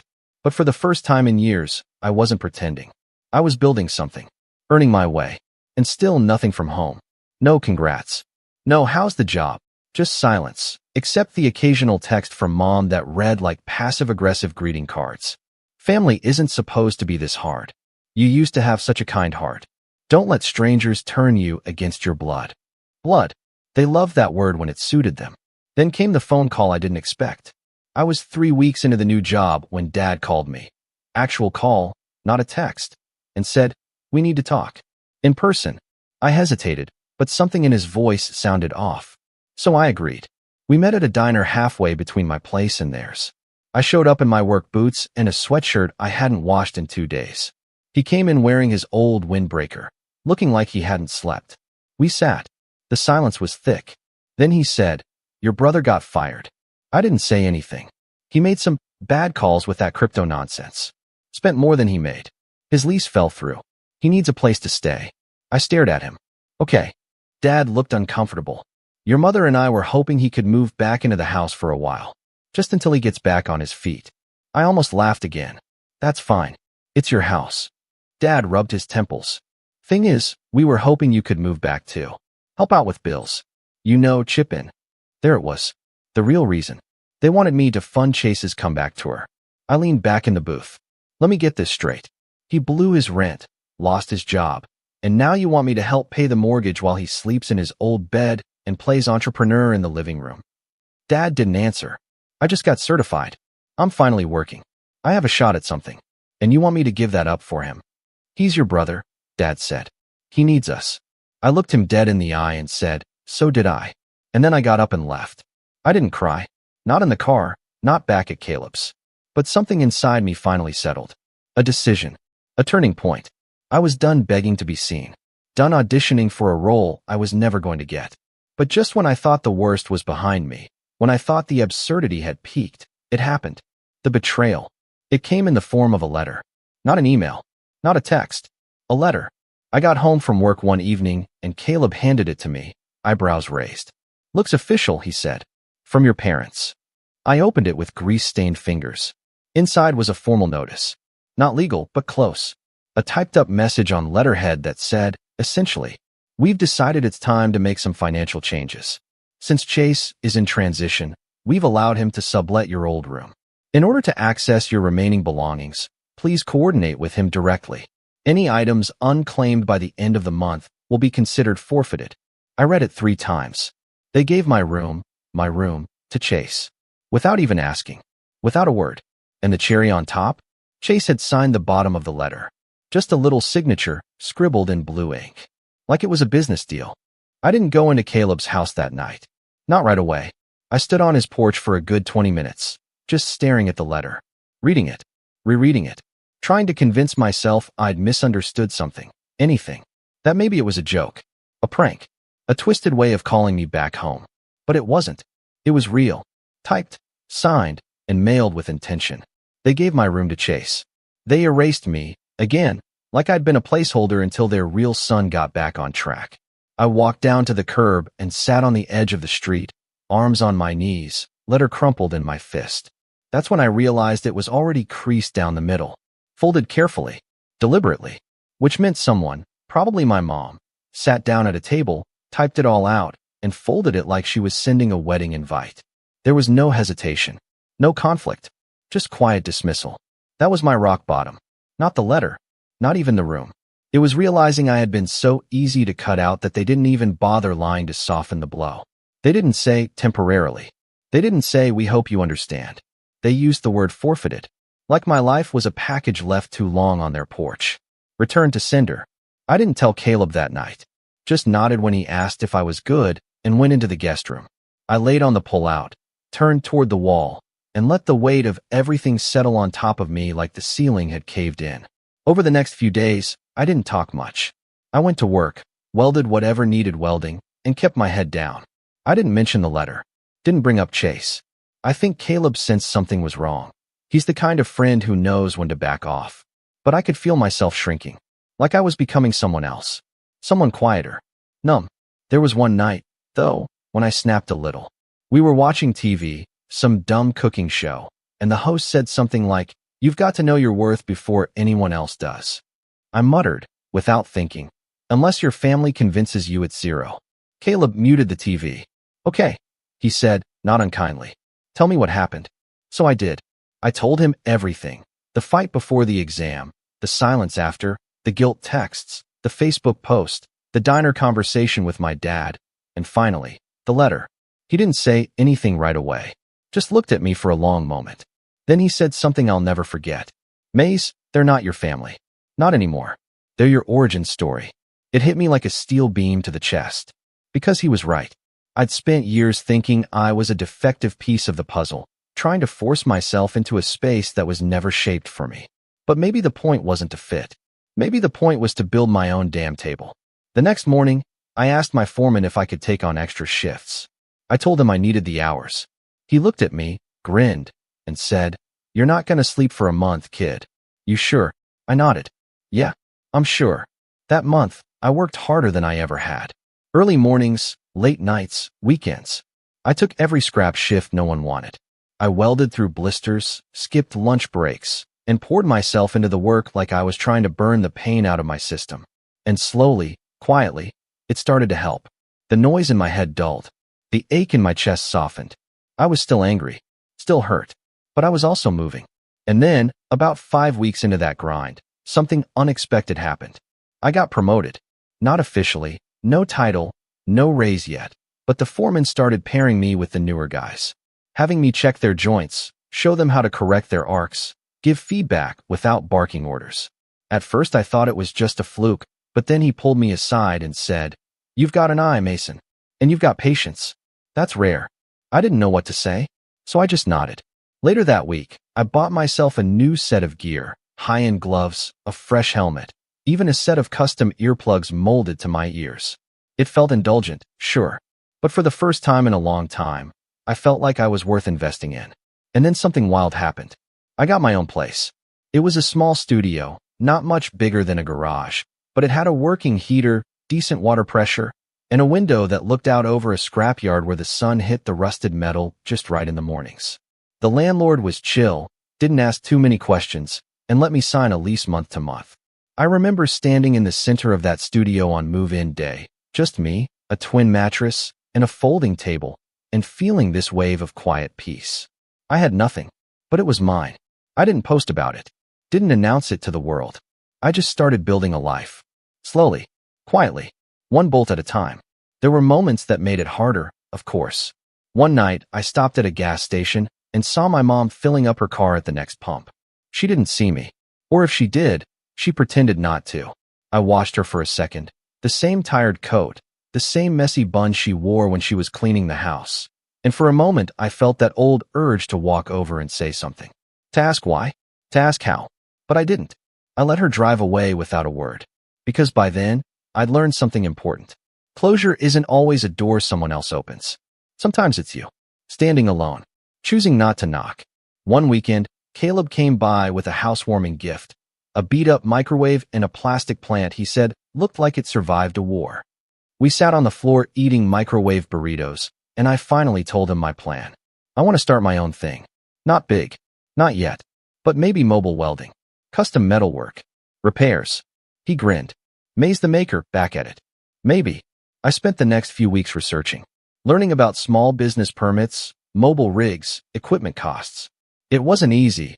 I barely scraped enough after rent and food to save much, but I started putting money aside. Slowly, dollar by dollar. And then came the call. From Chase. No caller ID. Just a voice I hadn't heard in weeks. "Mason." "Hey." I didn't say anything. He continued, "Look, I know things got kinda weird, but I wanted to talk. Maybe clear the air." I should have hung up, but something in me wanted to hear what excuse he'd come up with this time. You know how mom is, he said, chuckling. She freaks out, gets all intense. I didn't mean for you to lose your room. That wasn't my idea. Did you sign the letter? I asked flatly. He hesitated. I mean, yeah, but only because she said you didn't care, that you weren't coming back. She lied, I said. And you helped. He went quiet. Then, in a softer voice, he added, I'm trying, man. I really am. I got a new job. It's remote, but decent pay. Trying to clean things up. I didn't reply. Finally, he said, I miss having a brother. And maybe once, I would have cracked. Would have reached across the void and tried to fix things. But not now. Not this version of me. I hung up. No rage.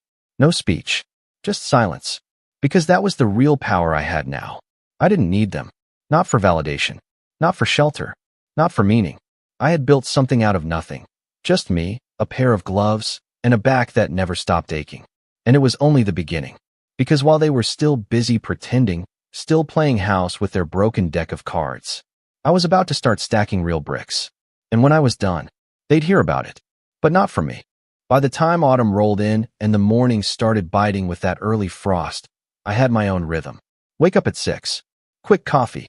Weld until my back felt like a steel beam. Come home to my little studio.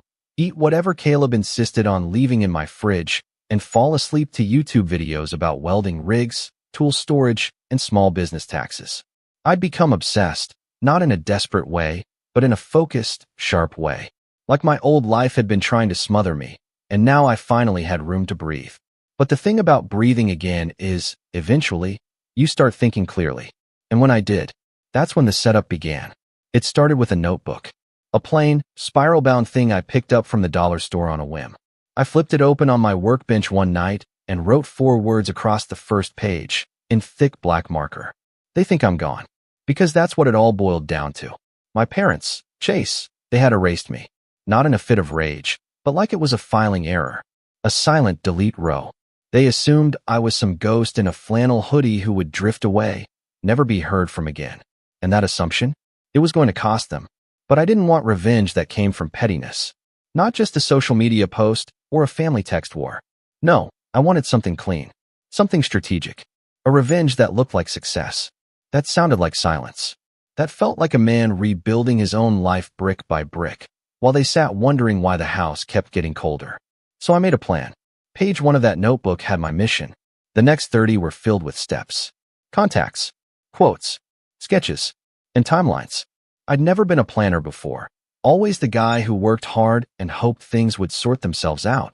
But now, I was surgical. The goal, launch a mobile welding business by spring. Not flashy, not big, just real and sustainable.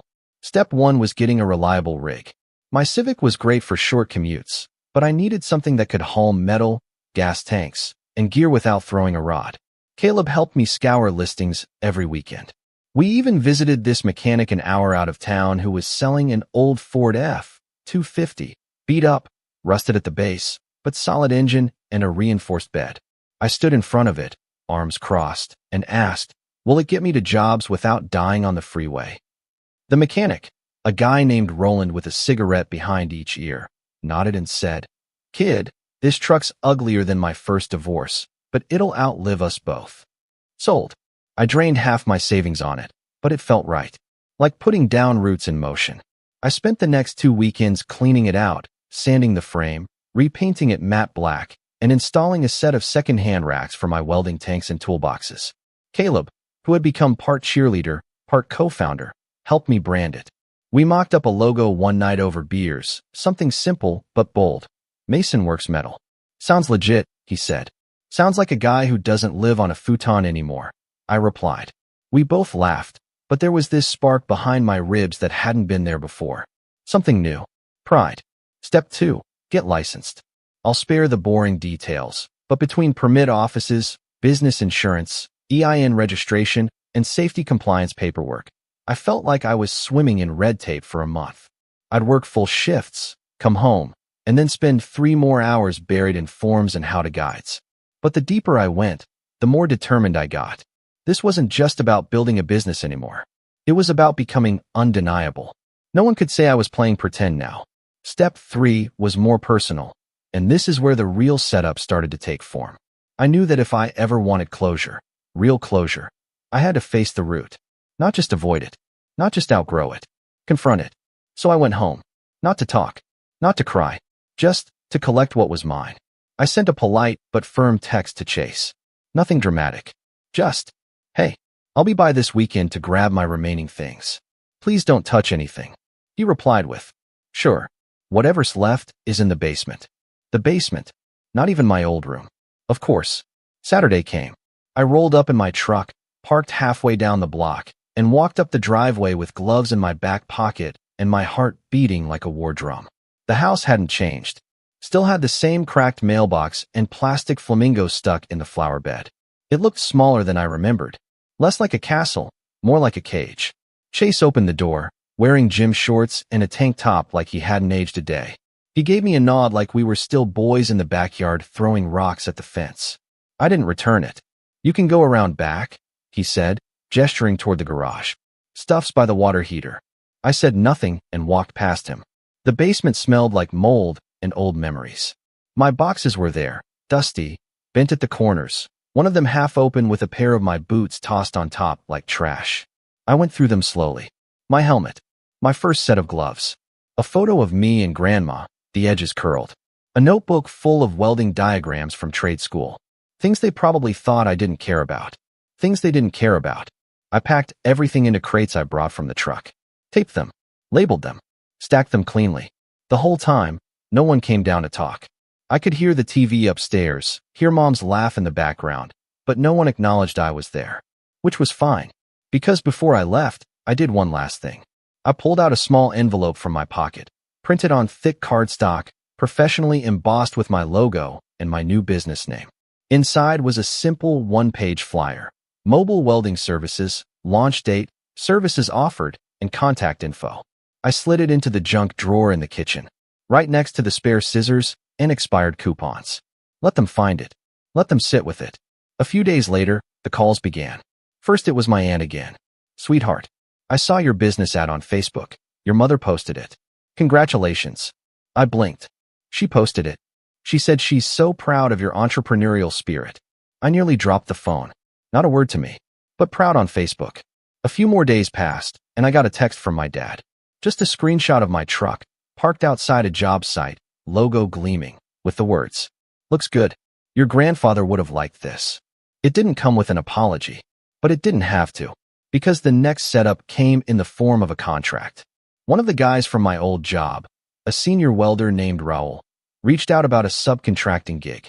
Said he liked my work ethic, and his cousin owned a construction firm that needed metalwork done for a set of new housing units going up on the west side. Cash flow's good, he said, and it's your name on the invoice. I met the cousin. We shook hands, agreed on scope and pricing. I signed my first real contract under Mason Works Metal that night. I took a photo of the check when it cleared and printed it. I didn't mail it, didn't even wave it around. I just pinned it to my workbench, right next to the crumpled letter from my parents. One piece of paper said forfeited. The other said paid in full. I didn't plan to get involved with the neighborhood association project, not at first. I just wanted to weld, build things, grow my client list. But life has a funny way of setting up your revenge for you, quietly, behind the scenes, while you're busy rebuilding your life from the ground up. It started with a woman named Sharon. She was in her late 50s, ran the local neighborhood association for the Oakview Expansion Project, a mid-tier suburban development on the edge of town. Her husband had seen my truck at a job site, snapped a picture of the logo, and gave her my number. She called me the next day. "We're looking for someone to fabricate custom railings for 20 new units," she said, "and possibly assist with some gate restoration on the older properties. Your name came up. You come highly recommended." I nearly dropped my phone. This wasn't just a big job. This was a public job. High visibility. Consistent work. A contract that would not only pay my rent 6 months in advance, but give me something more valuable, credibility.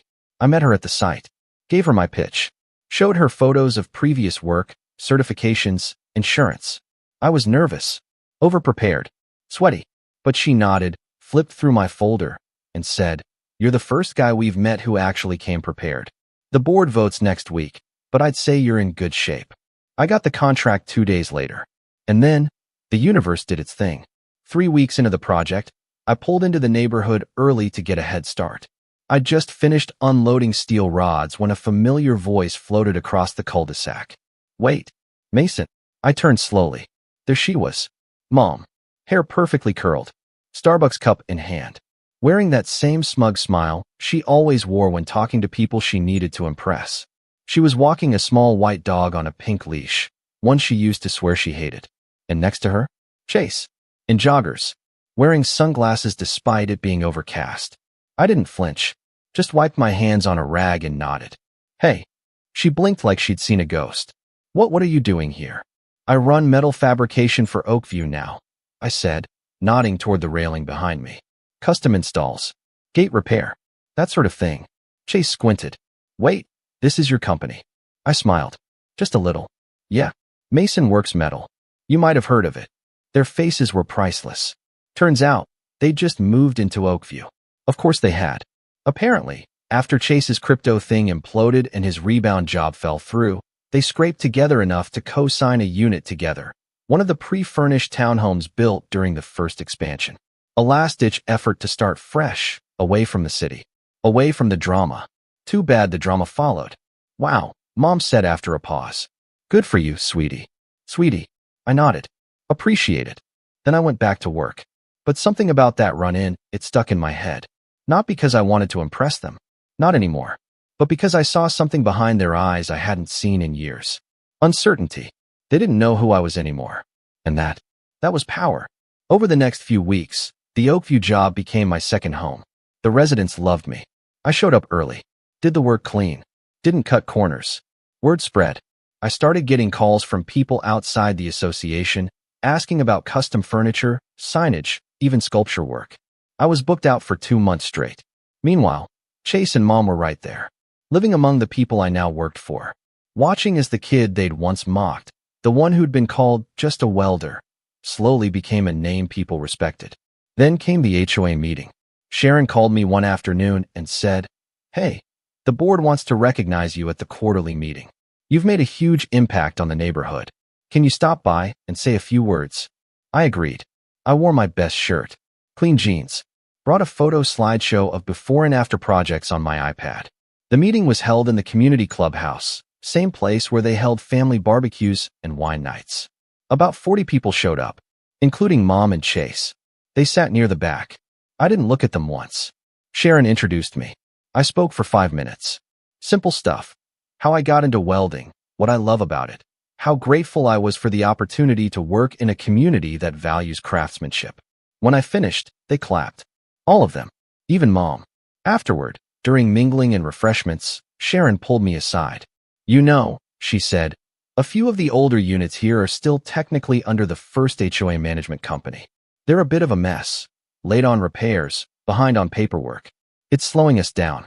But next quarter, we're voting on consolidating the board, bringing everything under one management, which means we'll be looking for a new maintenance and fabrication lead for the entire subdivision." I raised an eyebrow. "That's a lot of ground to cover." She smiled. "You'd be paid very well, and you'd have oversight over all property repairs, including who gets prioritized, who gets skipped, what gets deferred." I understood immediately. Chase and Mom's unit was part of the old block. I kept my face neutral. I'd be honored. The vote passed a month later. And just like that, I was the man they had to call for help. The first request came within a week. A service ticket from their address. Loose stair railing. Potential safety hazard. I marked it as received, then let it sit. For 3 weeks. They sent follow-ups. Polite at first, then urgent.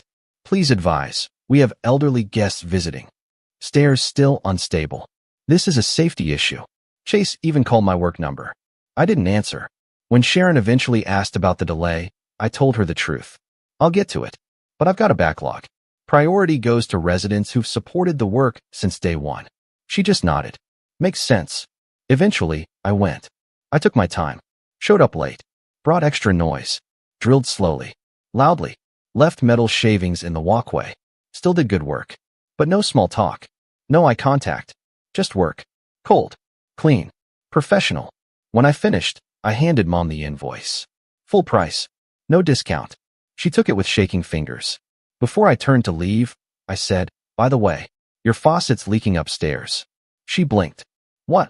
Second floor. I heard it while working. Might want to fix that. She started to speak, but I was already walking away. And that's when I knew. They got it. Not just the message. The entire picture. I hadn't yelled. I hadn't thrown a tantrum or written a Facebook post or called the family together for some big dramatic reckoning. I'd done something worse. I'd succeeded without them. I'd built something they couldn't touch, couldn't dismiss, couldn't take credit for. And now, they had to live in it. Every railing, every gate, every polished weld they passed on the way to their car. I was there. I would always be there. But not for them. Just around them. Like a shadow they couldn't shake. Months later, Caleb and I sat outside my shop. Yes, my shop, because I'd finally rented a small warehouse on the edge of town. It was mine. The business was steady. I had 2 part-time guys working weekends. I had a waiting list. And most importantly, I had peace. Ever think you'd come this far? He asked, cracking open a soda. I looked around. At the truck. The shop. The silence. Then I smiled. No, I said. But I knew I'd leave them behind. And that's exactly what I did. They tried to bury me, but I wasn't gone. I was welding the foundation they'd never get to stand on.